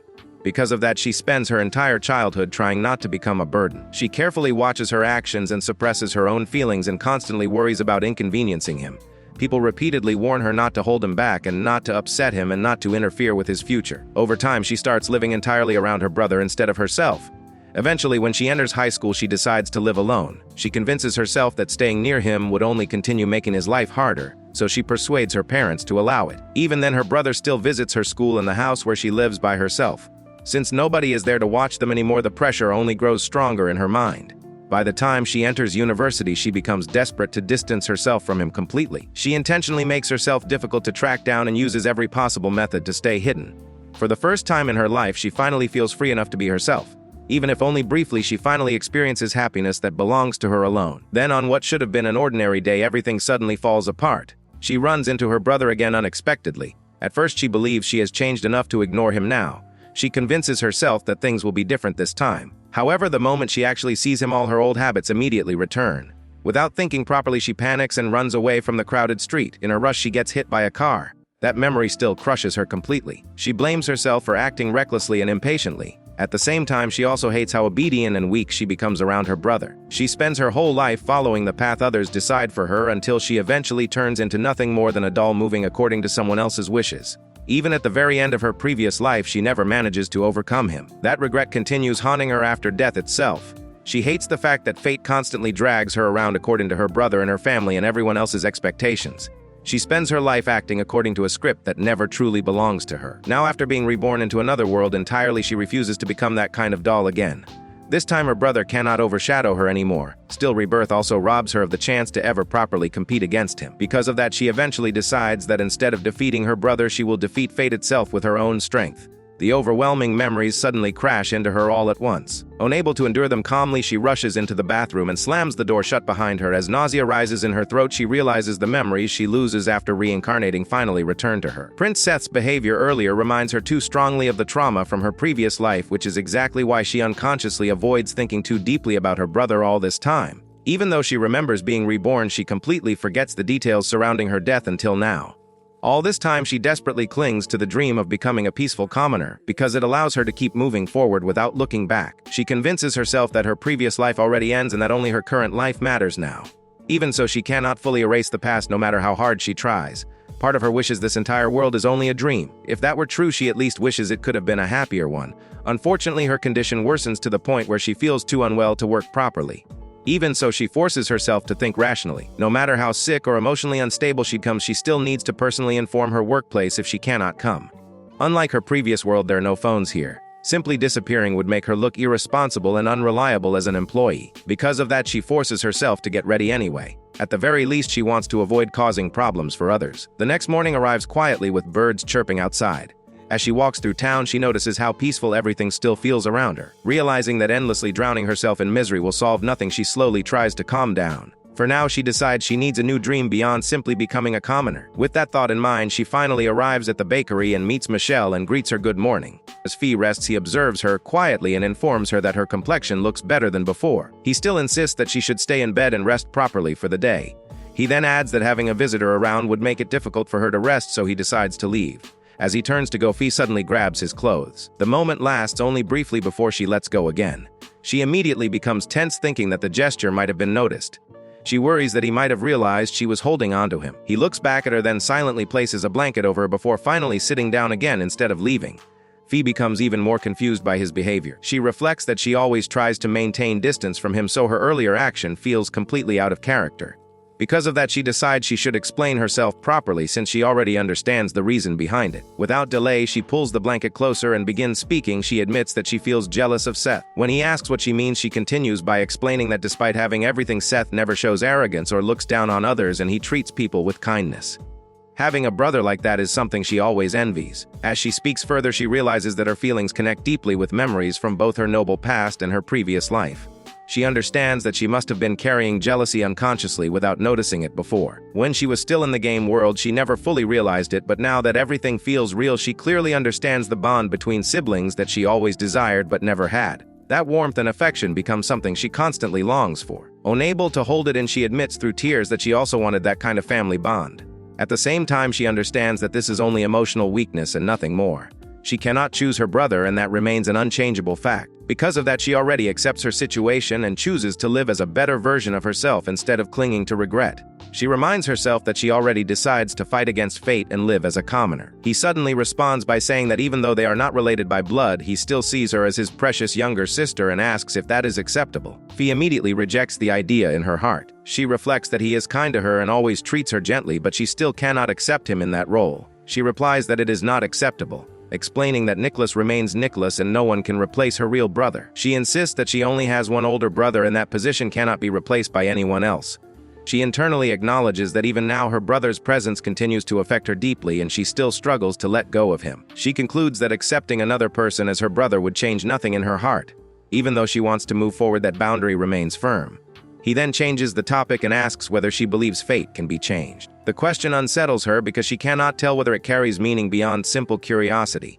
She briefly wonders if it is some kind of philosophical thought or something more personal. Normally she would respond casually and avoid serious reflection, but his expression makes her pause. Because of that, she answers more honestly instead of dismissing it. She explains that fate can be changed. To her, fate is not something fixed or sacred. It is simply a concept people use to justify outcomes. When things go well, they call it fate in a positive way. When things go badly, they use fate as an excuse. In her view, it is easier for people to interpret everything in a way that suits them rather than accept responsibility. She adds that she personally dislikes the idea of fate because it traps people into accepting suffering as something unavoidable. She refuses to believe that and instead wants to change her own future, even if it is difficult. He responds by saying that her answer sounds exactly like her usual self. Later, Fee reflects that she must have experienced another strange dream, like emotional collapse connected to her past life memories. She feels as if she momentarily drifts between past and present, mixing emotions that do not belong together. When she fully regains awareness, she realizes that she is still holding his hand. The moment she notices it, she greets him awkwardly while he also returns the greeting. Both of them remain holding hands for a short while in silence. Fui immediately feels overwhelmed internally and wishes she could lose consciousness again to escape the situation.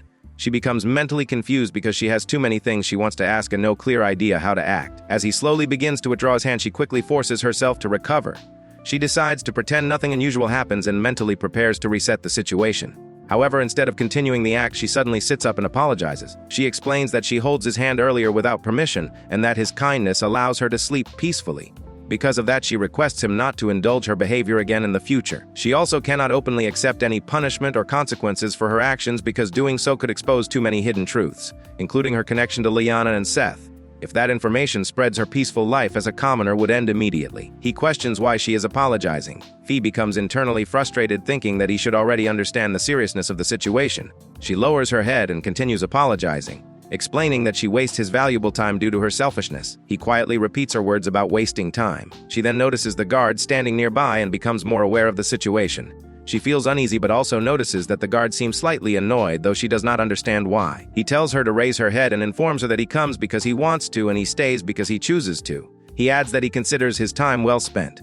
Fee agrees outwardly, but internally she feels overwhelmed by how considerate he is. She struggles with the urge to distance herself, yet at the same time feels unable to reject his kindness. Suddenly she notices him smiling. The sight confuses her and she internally questions why he smiles at her at a moment like this. He reminds her that she previously says she does not see him as an older brother. She realizes she does indeed say that earlier without thinking. She confirms it again, though she feels uneasy about it. She internally questions whether he is the type of person who punishes others in such a calm and indirect way. He then declares that they are friends. Fee immediately becomes uncertain and questions that statement internally. She struggles to understand whether someone of her position can truly be called a friend of a prince. From her perspective, it feels disrespectful, yet at the same time their relationship already seems to cross the line of simple acquaintances. Since she cannot fully deny it, she cautiously agrees. He smiles gently at her response. She becomes even more confused by his reaction, especially when he starts speaking again in a calm tone. He mentions something about his father and how she would be fine. Fee reacts internally with confusion, unable to understand the meaning behind his words. He continues speaking about obtaining the things he desires. Hearing that makes her uneasy. She interprets his words in multiple ways and begins overthinking their meaning, especially when combined with earlier discussions about power and influence. Before she can process further, he informs her that he will take his leave. He tells her to rest proper before leaving. After he departs, Fee remains sitting in silence, still mentally overwhelmed. Eventually, she decides to go see Nancy, thinking that what she needs right now is emotional comfort and relief for her mind. Our girl then makes her way to Nana, and the moment Nana looks at her face, she cuts straight to the point. She declares that whatever is going on with Fee is clearly a matter of love. Fee has no idea how the conversation arrived there that fast. She finds something genuinely charming about the way Nana's mind works, even when it lands completely off the mark. Nana has already heard that the person involved is somehow out of reach and immediately frames it as a painful love story across different social standings, enthusiastically offering herself as an advisor. Fee looks at her and thinks about the fact that Nana has just admitted in the same breath that she has zero personal experience in love, which makes the confidence behind that offer very difficult to explain. She sets the record straight. There is no lover, and there are no romantic feelings involved at all. The person is closer to a friend than anything else. Nana is not entirely convinced and starts to push further, but Fee cuts her off before she can finish the thought, pointing out that it is fairly rude to keep going down that road and redirecting the conversation toward Nana instead. Nana accepts the redirect and Fee asks whether there is anyone Nana herself has feelings for. Nana answers without any hesitation that serving the Saintess comes before everything else for her. Fee accepts that and moves on internally, though she files it away as genuinely interesting. Nana comes from a noble family, which means the expectation around her was always to position herself well, compete for the attention of eligible men, and prove her purity and worth through the church from a young age. The standard path for noble girls. But choosing to retreat to such an isolated posting does not fit that mold at all. It raises the quiet question of whether the church was less about devotion and more about stepping away from it entirely. Nana then says that the two of them are very similar, and that is why she likes Fee so much. Fee registers that some people might bristle at a remark like that, but she genuinely does not mind it. Nana likes her. That is enough. She is her friend, so there is no issue. She does ask Nana to clarify whether she means they look similar or whether she is pointing at something else. Nana explains that while both Fee and the Saintess are beautiful, they feel different from each other. The Saintess has a soft, delicate beauty, while Fee carries something more striking. What Nana is actually pointing at is something beyond appearance. She tries to find the words for it, turning it over and spinning her finger as she thinks. And both Fee and the Saintess have a kind of upward-facing energy, an ambition and inner drive that pushes them toward their goals even when those goals feel out of reach. There is a nobility in that, a quiet strength, and Nana is proud of herself for articulating it. Fee listens and thinks about how ironic that reading is, because the drive Nana is picking up on was largely performance, and the particular advantage that came with being the heroine of the story she was living. Her actual goal was never grand, it was just to live quietly as a commoner. There was nothing noble about it. Nana adds that she genuinely believes Fee and the Saintess would get along if they ever met. Fee tells her to drop it. Privately, she thinks it is close to impossible anyway, because from everything she has observed, the Saintess and Seth are an almost perfectly matched pair. Beautiful and intimate, and exactly what people imagine when they picture two people who belong together. That is the surface reading at least, and Fee knows by now that surfaces do not always tell the full story. Nana then admits something more personal, that if Fi and the Saintess did grow close, she worries she would end up left behind, and that she is a little jealous of both of them for different reasons. Fee looks at her and feels a rush of genuine affection so strong that she thinks to herself that with someone like Nana around, she would not need anyone else for the next 10 years. Nana was her very first friend in this town, and that means something real to her. She tells Nana plainly that she is not going anywhere. Nana lights up with relief and says she is glad, and Fee watches her and thinks that if this kind of warmth and softness just naturally existed in the world, then maybe things would sort themselves out on their own. She thinks briefly about the Saintess and whether someone like her being close to Nana might actually be a good thing. And then remembers that if the country had been saved by that kind of gentle charm much earlier, a lot of the harder things would never have needed to happen at all. A week passes and life settles into something genuinely pleasant for Fee. Michelle compliments her instincts for baking. Nana stops by the shop regularly, and even the ingredient seller at the market is in a generous enough mood one day to give her a discount without being asked. It is a streak of small, uncomplicated good things, and Fee is aware of every single one of them. But underneath the ease, there is a quiet restlessness she cannot name. Nothing she can point to specifically, just a faint feeling that something is slightly off. That feeling snaps into focus the moment she freezes mid-step and finds Noran standing directly in front of her. He tells Zero that the rumor that Lady Rose actually became a commoner is true, and Zero responds that it is a relief that the information was not false. Fee stares at both of them. Noran is a prince from a neighboring country and Zero is his closest aide. Both of them have apparently traveled here without any official announcement, slipping out of their country in secret just to wander around. Noran calls her lucky. Fee does not share that reading of the situation. She quickly decides she did not hear a single word of the conversation before she noticed them and greets them with the most neutral expression she can muster. Noran steps closer and implies that she already knows what brought them here. She genuinely has no idea, but she is also not going to accidentally confirm anything she shouldn't know, so she says nothing and lets the ambiguity do its work. Her immediate internal fear is that they somehow found out she has been working since arriving in town, but she pushes that thought down and keeps her face still. Zero observes in his typically dry way that she is as unreadable as ever, and adds that if she had chosen to stay in her previous life, she had the kind of capability that could have made her a significant national asset. Fee takes that in and mentally places both of them in the framework she already knows. In the game, Noran and Zero were both capture targets. Zero's route was only unlocked after completing Noran's first. Noran is the kind of character who shifts registers easily, coming across as either a commanding, reliable older brother type or a loose, unpredictable younger one. He is genuinely open and willing to listen to anyone, which makes him likable but also unpredictable in a different way. Zero is cut from a different cloth entirely. He is one of the genius-type characters alongside Nika, but where Nika's intelligence serves broader purposes, Zero's is entirely focused on one thing, making Noran into the best possible king. Everything he does circles back to that singular purpose. Since becoming a commoner, Fee has now encountered every capture target except the one she internally refers to as the arrogant prince. And of all of them, these two are the pair she least wanted to cross paths with.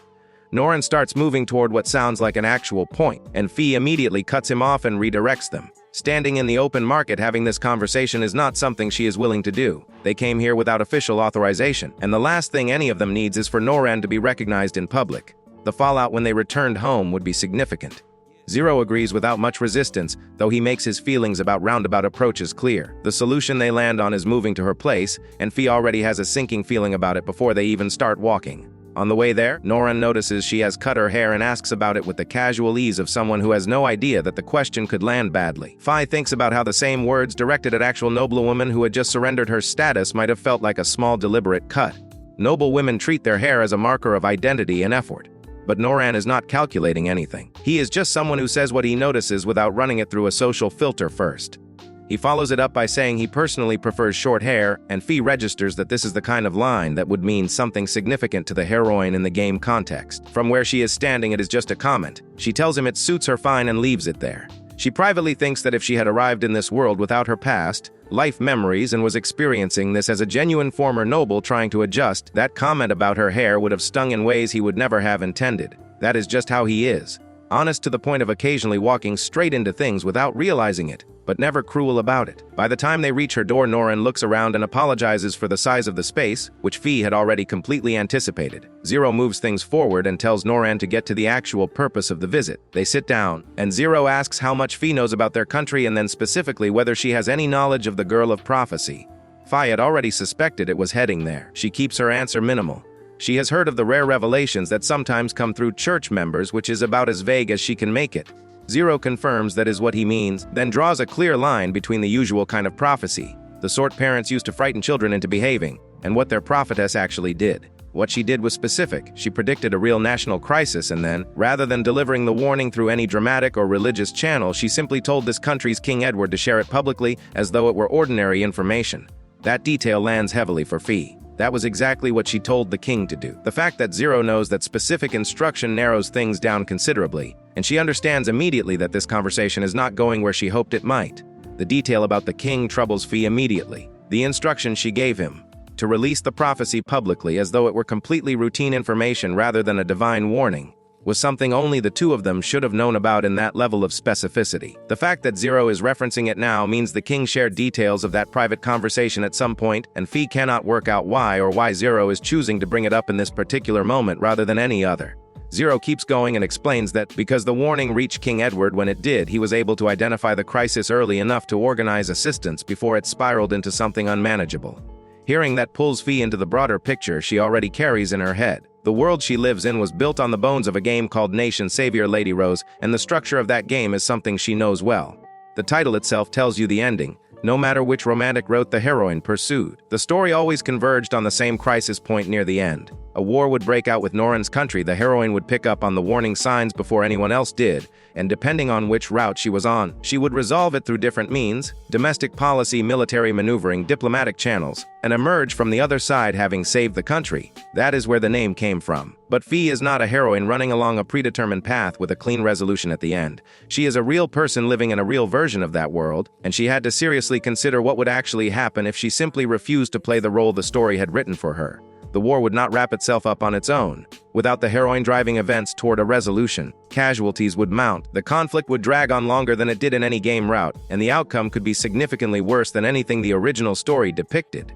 She decided early on that she could not allow that, regardless of how much she wanted to stay out of it. The problem was figuring out how to prevent it without destroying the quiet commoner life she was trying to build. As a child, she had spent time gathering information directly about the neighboring country's internal situation, because she knew from the game that what was coming for them, a plague combined with catastrophic crop failures, would eventually push their leadership toward war as a last resort. But the neighboring country kept its information tightly locked down, and she came back with nothing useful. Going through official channels was not an option either. Walking into the palace with specific knowledge about another country's internal crisis with no credible explanation for how she came to have it would have drawn serious attention from both sides and put everything she was working toward at risk before she even got there. She sat with the problem long enough that she eventually arrived at what she privately considers one of the more absurd solutions she has ever come up with. She went to the king when she was 7 years old and delivered the warning as a prophecy. A 7-year-old girl stating with quiet specificity that an epidemic was going to strike a particular region of the neighboring country is strange enough on its surface that it might be waved off, but concrete enough that, if the prediction turned out to be accurate, someone would remember it and act. She did not need the king to believe her completely in the moment. She just needed the information to land somewhere it could be used. She kept the wording vague enough to avoid sounding as if she had access to classified intelligence, leaned into how disarming her age made her, and ensured the same essential information reached Nika and the arrogant prince through separate channels as a precaution. She never genuinely expected something that was loosely constructed to hold up, but it did hold up, and she moved forward. In the aftermath, Noran never transferred into the school the way the game said he would, and Zero never took up the teaching position that was supposed to bring him into her orbit. She took that as confirmation that she had navigated past both of them cleanly and without leaving anything behind that could be traced back to her. Zero tells her plainly that he is now fully convinced she was the prophetess. Fi does not respond. She already knew from the game that Zero had some degree of understanding about this, that it was not entirely outside his awareness. But her pride is not the only thing stopping her from confirming it out loud. Saying it explicitly means acknowledging that she is the person who stepped in and redirected the course of a potential war, and that kind of acknowledgement is the opposite of everything she has been carefully constructing for herself. These two showing up at all is already more disruption than she wanted. She is not going to hand them a confession on top of it. She thinks privately that whatever affection she has for them as game characters, in reality, they exist primarily as obstacles to the life she is trying to live, and the fact that they are her favorites among the captured targets does not change that calculation. What she actually wants is her comfort zone, and these two represent the clearest threat to it. Zero shifts direction almost without pausing and asks whether she has any kind of relationship with Liliana. Fee says no. The difference in their social standing made any meaningful connection between them essentially impossible, and there was never a natural reason for their paths to cross in a significant way. Zero acknowledges that and then mentions in the same unhurried tone that he passed along his thanks to Liliana for informing him about Fee's role as the prophetess. The bottom drops out of the conversation for Fee. Liliana knew she was the prophetess and Liana chose to tell Zero and Noran. Fee turns that over rapidly and the full shape of it assembles itself faster than she would like. Liliana is not someone who arrives at significant information by accident. If she knew about the prophecy, she had been working backward through everything Fee had ever done, mapping the timeline, identifying what each piece meant, and building a complete picture of who Fee actually is and what she has actually been responsible for. And then she deliberately chose to hand that picture to these two specifically, which means this visit was never a coincidence. The encounter in the market was not luck. They already knew where Fee was before they ever stepped off that carriage. Liliana gave them the location, she gave them the prophecy connection, and she almost certainly gave them everything else she had uncovered in the process. The fact that Noran and Zero came in person quietly, without going through any official diplomatic channel, means they wanted this conversation to exist outside of any record or oversight. And the worst possible interpretation of that they came here to eliminate the person who knows too much is not one Fee can dismiss. Noran is trained and armed. Zero is the kind of intelligent person that does not need physical force to be dangerous. She has no meaningful ability to defend herself. She is alone with both of them in her own home, and there is nobody who knows they are here. Even the timing now feels intentional to her. They arrived when the streets were quieter, when fewer people would notice unfamiliar faces moving through this part of the district, and when help would take longer to reach her even if she managed to call for it. Every detail lines up too neatly to ignore. The longer she thinks about it, the more obvious it becomes that this entire meeting had been arranged with precision long before she ever realized she was involved in it. Zero turns toward Noran and signals that it is time for the actual question. The deliberateness of that handoff. Zero stepping back and making sure the question comes from the prince directly already tells Fi that whatever is coming carries significant weight and has been framed carefully. Noran looks at her and asks whether she would like to join him in starting a war against this country. Quietly thinks back to Noran's route from the game. The man standing in front of her now feels almost identical to the Noran she remembers from Lady Rose. In the game, Noran appears friendly and easygoing despite being the prince of a foreign kingdom, but he always keeps a careful distance between himself and everyone else. Because of that guarded nature, the protagonist has to repeatedly visit the places he frequents before slowly becoming close to him. By the middle of his route, Noran eventually invites the protagonist to follow him once he begins a war. Remembering that scene immediately makes Fi uneasy because Noran gives her almost the exact same invitation now. The difference is that, unlike the game, they barely interact in this world. Because of that, she never expects things to progress this far. Trying to stay calm, she explains that she does not understand why he suddenly brings up such a dangerous topic and pretends she never hears him at all. Noran immediately points out that avoiding the subject only makes things more troublesome. From her reaction alone, he already realizes she expects something from them. Zero then admits that he originally assumed she intends to make use of Liliana, but now it seems she has another objective entirely. Their words immediately throw Fi into confusion. She starts wondering whether they suspect her of planning a rebellion against the kingdom. At the same time, if they believe she is using Lily, then maybe Lily is not sent to assassinate her after all. That thought briefly comforts her, but the relief quickly disappears, depending on how she interprets the phrase making use of. It is also possible they believe she manipulates Lily to lure them here.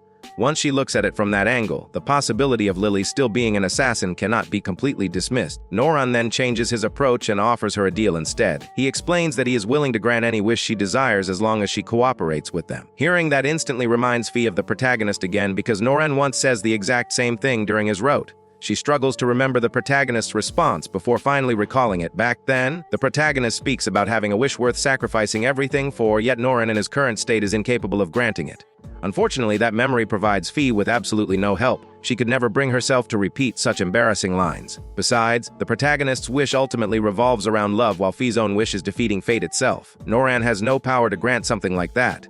Zero calmly explains that following Noran would not be a bad option for her. In his eyes, she could take revenge against Prince Seth and the kingdom that abandons her while also gaining wealth, status, and glory. Fi instantly rejects the idea internally. She already throws away those desires long ago. As the pressure around her grows heavier, she begins desperately sorting through her options. Refusing them outright feels dangerous because people involved in something this serious would never allow her to walk away freely. She fears they might silence her permanently. Trying to talk her way out feels impossible because Zero is far too intelligent to be fooled with shallow excuses, and Noran would likely trust his judgment. Pretending to agree before escaping also sounds hopeless. Nikala is already watching her closely, so suddenly disappearing after secretly meeting important people from another kingdom would immediately raise suspicion. Once the truth comes out, she would be labeled a dangerous rebel and destroyed before she could explain herself. Realizing every possible choice ends badly makes her feel completely trapped. For a moment, she genuinely wonders whether her life is about to end right there. The silence stretches long enough for Zero to grow irritated. He points out that her refusal to answer is becoming a problem. Instead of responding, Fi suddenly stands up. The two men watch her in confusion as she walks straight past them, grabs bread, and casually starts eating. Their attention immediately shifts toward her strange behavior. Noran questions why she suddenly begins eating during such a tense discussion, but after seeing the bread himself, he casually decides he feels hungry too. Zero immediately notes how quickly Noran changes his attitude compared to earlier. Noran simply blames the long walk for making him hungry. He then asks Fi to share some bread with him. She agrees without hesitation and hands him one while casually mentioning that she no longer uses the name Lady Rose. From now on, she goes by Fi Kuru instead. Noran accepts it easily and immediately takes a bite. The moment he tastes it, he openly praises the bread. Fi proudly explains that she sells this kind of bread at her workplace. Noran assumes she bakes it herself, but she clarifies that she is still learning. She explains how difficult it is to create a flavor balanced enough to stay enjoyable until the very last bite without becoming overwhelming or boring. Noran quietly acknowledges the amount of effort she puts into it. Zero eventually drags the conversation back to the original topic and reminds her that they are still waiting for her answer. Fi calmly continues eating while explaining that she wants to reserve her response for now. When Zero questions that decision, she admits that although her past is painful, she is satisfied with her current life. Because of that, promises of power or wealth no longer tempt her anymore. Deep down, the only thing she truly wishes for is staying away from war completely. Hearing that makes Norin stop Zero before he can push the matter further. Norin quietly asks him not to complicate things anymore and then admits to Fee that persuading her is probably impossible. The moment Norin stands up afterward, fear instantly grips her chest. When his hand moves toward his pocket, she becomes convinced he reaches for a weapon. Since persuasion fails, she assumes he decides to kill her instead. Her body immediately tenses as she prepares herself to dodge the first attack somehow. Instead, Norin suddenly steps closer and pulls her into an embrace. He casually remarks that she seems to be enjoying her current life quite a lot. The unexpected contact shocks Fee so badly that her heart nearly stops. She desperately convinces herself that the reaction comes purely from fear and anxiety. Norin eventually lets her go while laughing warmly. He admits that although he already knows Lady Rose is capable, he never imagined she would become this entertaining. Compared to the version he knows before, the current Fee interests him far more. Because of that, he decides to set aside the matter of war for now and instead visit her place more often because spending time with her sounds fun. Zero looks confused by Norin's sudden change of direction, but ultimately accepts it since Norin already makes up his mind. Unfortunately, Fee sees the situation very differently. If Norin starts visiting her frequently, Nicola will definitely notice sooner or later. That alone could easily create suspicions that she is plotting rebellion with a foreign prince. Completely ignoring her worries, Norin happily declares that they are friends now and encourages her to drop all formalities around him. Fee awkwardly admits that such a request feels extremely troublesome for her. Norin then compromises slightly and allows her to simply call him Norin instead. Fee internally complains because nobody seems interested in listening to her objections at all. Zero finally ends the discussion by explaining that since Norin already decides everything, there is no point arguing anymore. However, he firmly warns her to forget their earlier conversation completely. If she ever reveals it to anyone else, the consequences will not be pleasant. Fi immediately agrees because keeping everything secret also protects her own safety. After they finally leave, exhaustion crashes over her all at once. The entire encounter feels like a high-stakes gamble, yet somehow she survives peacefully in the end. She honestly never expects that simply eating bread during a dangerous negotiation would help her escape disaster. Because of that, she jokingly starts treating bread as some kind of all-powerful solution capable of rescuing her from every crisis. Once she collapses onto her bed, relief slowly settles into her body. She survives. She is not killed. She can continue living quietly as a commoner. Still, despite everything, she feels like Norin's affection flag rises again. That realization frustrates her deeply because she spends so much effort avoiding all the captured targets before their routes can properly begin. Yet somehow, even after changing countless events from the original story, key moments from their routes continue happening anyway. Worse, those affection flags rise even more naturally than before despite developing through completely different circumstances. After experiencing this repeatedly, she begins feeling as though some invisible force keeps dragging her back toward the game's original path no matter what she does. The idea of fate itself starts haunting her more and more. In her previous life, she is nothing special. She is merely an ordinary person without exceptional talent. Compared to true geniuses and extraordinary people, she always feels painfully average. No matter how much she struggles, fate continues cornering her endlessly. While those thoughts consume her, loud knocking suddenly shakes her door. The sound startles her badly enough to make her jump upright. Irritated, she internally complains that whoever is making such noise is going to bother the neighbors. Since the apartment beside hers is empty, she assumes Norin probably forgets something and comes back. Still exhausted, she walks toward the door and opens it without thinking too much. The moment she sees Mel standing there, shock immediately freezes her in place. Mel casually points out how careless she is for opening the door without even checking who is outside first. Fee freezes the moment she sees Mel standing at her door. After everything that happens earlier, his sudden appearance completely catches her off guard. When she asks why he comes here so late, he casually explains that he originally plans to warn her about the guests from the neighboring country. However, after seeing how exhausted she looks, he realizes he probably arrives too late to be useful. Because of that, he prepares to leave immediately instead of bothering her further. The moment he turns around, panic instantly pushes Fee into action. She quickly grabs him from behind before he can walk away. Her reaction even surprises herself because she never imagined she would cling to him this desperately. Mel calmly points out that she already understands why he visits her. Since he possesses an extensive intelligence network, learning about Norin and Zero's visit is naturally easy for him. He confirms that her assumption is correct and once again prepares to leave because there is nothing else left to discuss. Fee refuses to let go of his arm. She forces herself to act cheerful and welcoming because she desperately wants him to stay longer. Deep inside, she feels completely thrown off by her own behavior. In the original game, she is the heroine, yet somehow she ends up chasing after a capture target like this instead. The situation feels so far removed from the game that she starts wondering if everything has already derailed beyond repair. Unable to understand his motives, she questions why he even bothers warning her in the first place. As far as she knows, she no longer holds any value for contracts or transactions. Mel immediately explains that he already knows that. His visit has nothing to do with business interests. He simply wants to help her a little with her current troubles. That answer only confuses her more. They never share a particularly close relationship before, either in the past or now. Because of that, his kindness feels difficult to understand. She eventually asks him directly why he treats her so well. Instead of giving a straight answer, he pushes the question back toward her. Unfortunately, she genuinely has no clue herself. At some point, a dangerous thought suddenly crosses her mind. She wonders if he actually likes her romantically. The moment that possibility appears, she immediately threatens him in her head, convincing herself that if he ever confesses, she might actually shove fresh bread into his mouth just to stop him. Mel becomes visibly alarmed by the strange threat and points out how terrifying her imagination is. Fee internally realizes that if anyone truly tried harming him, the guards behind him would probably cut them down instantly anyway. Even so, he gently comments that she resembles a frightened little animal when she acts so cautious. He treats the remark half like a joke, but Fee takes it seriously because more than anything, she does not want him developing romantic feelings for her. That fear quickly overwhelms her emotions. Tears suddenly start falling from her eyes because the idea terrifies her more than she expects. If someone loved her in her current state, then it would only remind her how trapped she still is inside the game's story. After all, Mel has no way of knowing that the girl standing in front of him is originally the protagonist of an Odom game while he himself is one of the capture targets. Even after running away from everything, she still fears being dragged back into those routes against her will. In her heart, she believes only someone reincarnated into a similar situation could ever truly understand her feelings. Mel watches her quietly before reassuring her that she has nothing to worry about. No matter how beautiful she may be, he has no intention of falling for someone as frightening as her. Hearing that instantly relieves her. She becomes so openly thankful that Mel grows irritated instead. He complains about her overly happy reaction and then shifts the topic toward the nickname she keeps using for him. Realizing she goes too far again, Fee hurriedly apologizes and escapes into the kitchen under the excuse of preparing black tea. While making it, she slowly calms herself down. Looking back, she realizes Mel arrives at the perfect moment tonight. Even her old knowledge from playing Lady Rose proves useful because she instinctively prepares tea instead of coffee. She feels certain that offering coffee would probably make him leave much sooner. After returning with the tea, she notices him watching her carefully. He eventually points out that she constantly hides things and lies about her feelings, yet despite that, he can still sense some amount of trust from her. Otherwise, she would never keep questioning him about the noble society and the things happening behind the scenes. His observation embarrasses her because he sees through her far too easily. The truth is simple. Her curiosity constantly pushes her to understand what others are thinking and doing. Mel then wonders why she keeps relying on him instead of Nicholas.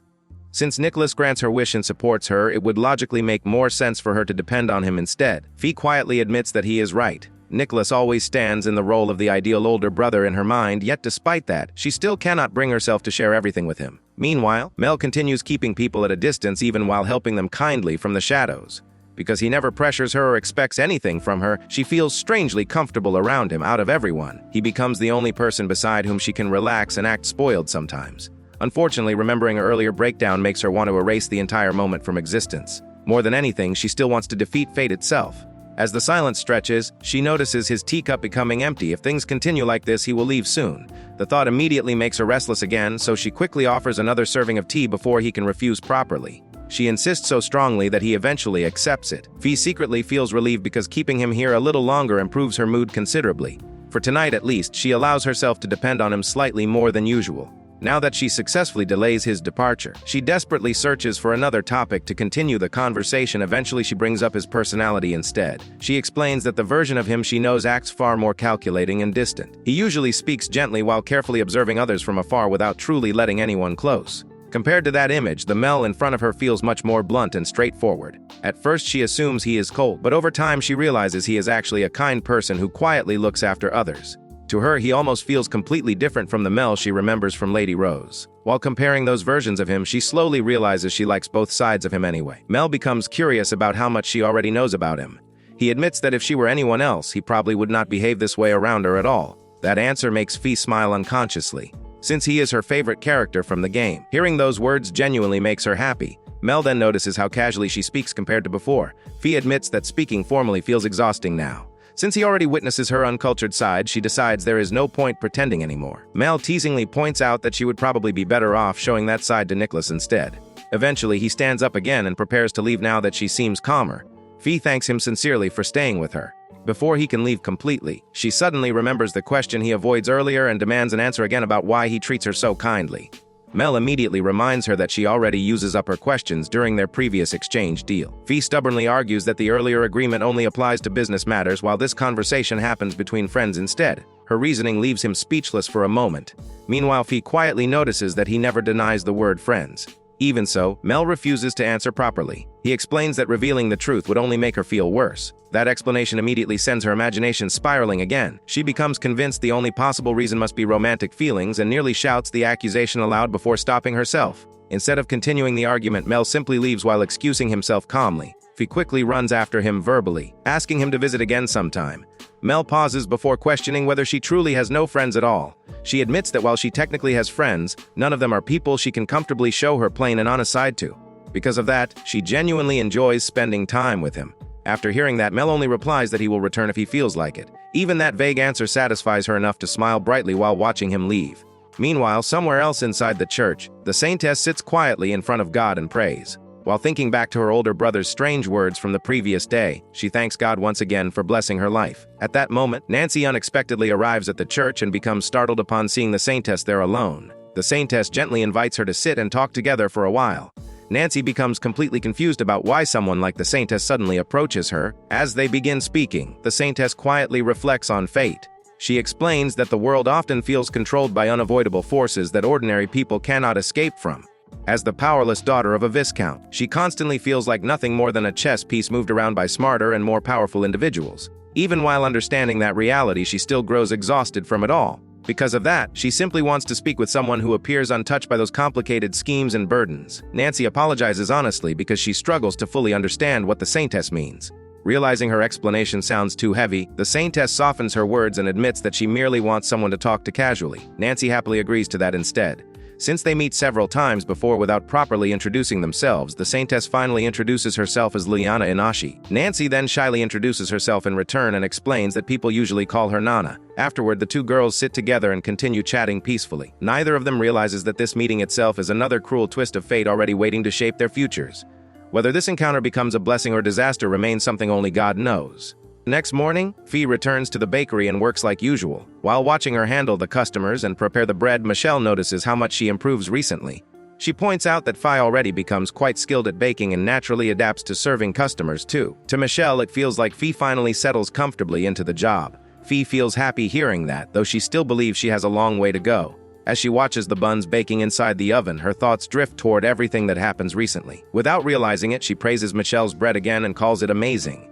Michelle misunderstands slightly and assumes she simply means the bread tastes good. Fee quickly clarifies that the bread is obviously delicious, but that is not the only reason she treasures it so much. In her heart, Michelle's bread practically saves her life multiple times whenever she corners herself in impossible situations. Because of that, she honestly starts viewing it as miracle bread. Unfortunately, her strange explanation only confuses Michelle. Realizing how oddly she phrases things, Fee awkwardly wonders if she accidentally says something offensive. Michelle reassures her that she is not upset at all. She simply never expects anyone to describe her bread in such an exaggerated way, so hearing it feels strange. Fee immediately understands why her reaction sounds weird. To everyone else, it is only ordinary bread. To her, however, it becomes something much more meaningful because it repeatedly helps her survive difficult moments. Michelle then quietly explains her own feelings about baking. She admits she cannot perform miracles or accomplish anything grand. All she can do is put her heart into her food and bring small moments of happiness to the people who eat it. Hearing that makes Fee smile sincerely. To her, that kind of life already sounds wonderful enough. At that moment, her thoughts naturally drift toward her own future. She realizes again that she has no desire to become queen, leave her name in history, or live surrounded by luxury. Instead, she wants something much simpler. She wants peaceful days as an ordinary commoner, quietly sharing small happiness with others while occasionally receiving kindness in return. To her, that kind of calm life feels far more beautiful than fame or status ever could. As the bread continues baking, Michelle checks it carefully and decides it only needs a few more minutes. Then she casually mentions that Fee has enough talent to excel in many things if she truly tries. In Michelle's eyes, Fee is far more capable than she believes herself to be. Fee, however, cannot see herself that way at all. She never thinks of herself as someone special or talented enough to achieve miracles. Deep down, she believes she lives selfishly until now only because she desperately wants to survive and protect the life she chooses for herself. Since she never believes herself capable of changing the world, she never dedicates herself completely towards some impossible dream. A little later, Michelle tastes one of the freshly baked buns and becomes satisfied with the result. She decides the bread is finally good enough to sell in the bakery. The moment Fee realizes what that means, excitement instantly bursts out of her. She practically jumps in happiness after hearing that her bread passes Michelle's standards. Michelle watches her reaction with amusement before suddenly informing her to take a break from work starting tomorrow. Those words immediately crush Fee's excitement. Her mind races into panic within seconds, and she starts wondering if this is actually a polite way of firing her. She desperately replays every mistake she possibly makes recently and quickly grows miserable. Seeing her reaction, Michelle lightly smacks her and reassures her that she completely misunderstands. Michelle explains that Fee clearly goes through some stressful situation lately, so she simply wants her to rest and recover properly. Relief floods through Fee so strongly that she nearly becomes emotional again. Still confused, she questions how Michelle even notices something is wrong. Michelle casually answers that it is only intuition. Fee internally gives up after hearing that explanation. Even though giving someone an entire week off based purely on intuition sounds ridiculous, she already knows Michelle becomes stubborn once she makes up her mind. Since Michelle genuinely means well, Fee decides to simply accept the kindness quietly. Michelle warmly reassures her that the bakery will welcome her back anytime after the break. Fee jokingly warns that she returns and finds another part-timer replacing her instead. Michelle immediately promises that nothing like that will happen. Later, during her day off, Fee spends time with Nancy. While they sit together, Nancy hesitantly wonders whether it is really okay for her to monopolize Fee's free day like this. She points out that Fee already knows a handsome silver-haired nobleman, so logically she should rather spend her time going on dates with someone like him instead. Fee immediately dismisses the idea outwardly by explaining that he is a busy person and that going on dates with someone like him would honestly feel exhausting. Inside her head, however, she practically screams the opposite. The truth is that she feels extremely happy around him. Still, she restrains herself because they are not close enough yet for her affection to feel natural instead of overwhelming. She promises herself that once they become closer, she will openly shower Nancy with affection without holding back. While watching Nancy drink juice, another thought suddenly crosses Fee's mind. Nancy refers to Mel in a strangely familiar way. Calling him a silver-haired handsome noble could simply come from rumors, but the way she phrases things makes it sound like she actually meets him before. Since Fee barely talks about Mel at all, Nancy should not know much about him. Before she can think deeper about it, Nancy suddenly remembers something important. She explains that her teacher wants to meet Fee because apparently he owes her an apology. The moment Jack gets mentioned, Fee immediately starts piecing things together. When they first meet, she already suspects he carries the air of a noble. Then Mel somehow learns she is living as a commoner and visits her afterward. Combined with everything that happens recently, she starts feeling certain she understands where this is going. Nancy then explains how the situation happens. During a recent visit to the bakery, she buys bread and later gives some to her teacher as a gift. The moment she mentions where the bread comes from, his face suddenly turns pale before he starts talking about apologizing to Fee. That explanation only confuses Fee further. She repeatedly confirms whether Nancy truly only mentions the bakery and nothing else. Nancy insists that is exactly what happens. Fee honestly cannot understand it either. She wonders why hearing about a bakery would suddenly make someone feel guilty enough to apologize. For a brief moment, she only considers whether Michelle's miracle bread somehow affects people's brains. Eventually, she asks Nancy to pass a message along instead. She explains that apologizing for unclear reasons would only make her uncomfortable. Even if he feels guilty about something, she already appreciates how kindly he treats her whenever she visits the church. Nancy happily agrees to deliver the message. Meanwhile, Fee continues thinking through the situation carefully. If Jack truly comes from noble society, then he probably already knows she is originally a duke's daughter and the former fiancée of the crown prince. It is possible Mel reveals everything to him. From that perspective, his fear and caution suddenly make much more sense. He probably no longer sees her as a simple commoner but as someone still connected to powerful nobles. Noticing her expression darken slightly, Nancy immediately worries that she becomes upset. Fee quickly denies it. Then Nancy suddenly leans closer and whispers that she actually thinks she roughly understands the real reason behind Jack's fear. Curious, Fee asks what she means. Nancy confidently explains that Michelle is probably the source of the problem because she seems like an incredibly important and terrifying person. Fee almost laughs from confusion. Nancy passionately continues anyway. According to the rumors around town, nobody can compare to Michelle. To Nancy, Michelle carries the overwhelming presence of some all-knowing figure secretly connected to the kingdom's intelligence forces. Fee finally understands where this misunderstanding comes from. Michelle does not feel intimidating because of wealth or noble status. Instead, she simply gives off the warm yet powerful aura of a dependable mother figure. Nancy becomes even more dramatic and loudly insists that Michelle must secretly work for the kingdom's hidden organizations. At this point, Fee finds the conversation strangely entertaining. Even so, she knows she really should correct Nancy's wild assumptions before they grow worse. Still, while listening to Nancy ramble, Fee cannot help appreciating Michelle even more. Michelle never treats her badly despite her complicated past. In fact, if Michelle actually knows Fee's former identity as Lady Rose, that alone should have been enough reason to avoid hiring her. Yet Michelle still accepts her kindly without hesitation. Thinking about that makes Fee realize there is no reason stressing over endless speculation. Everyone carries their own circumstances and hidden struggles.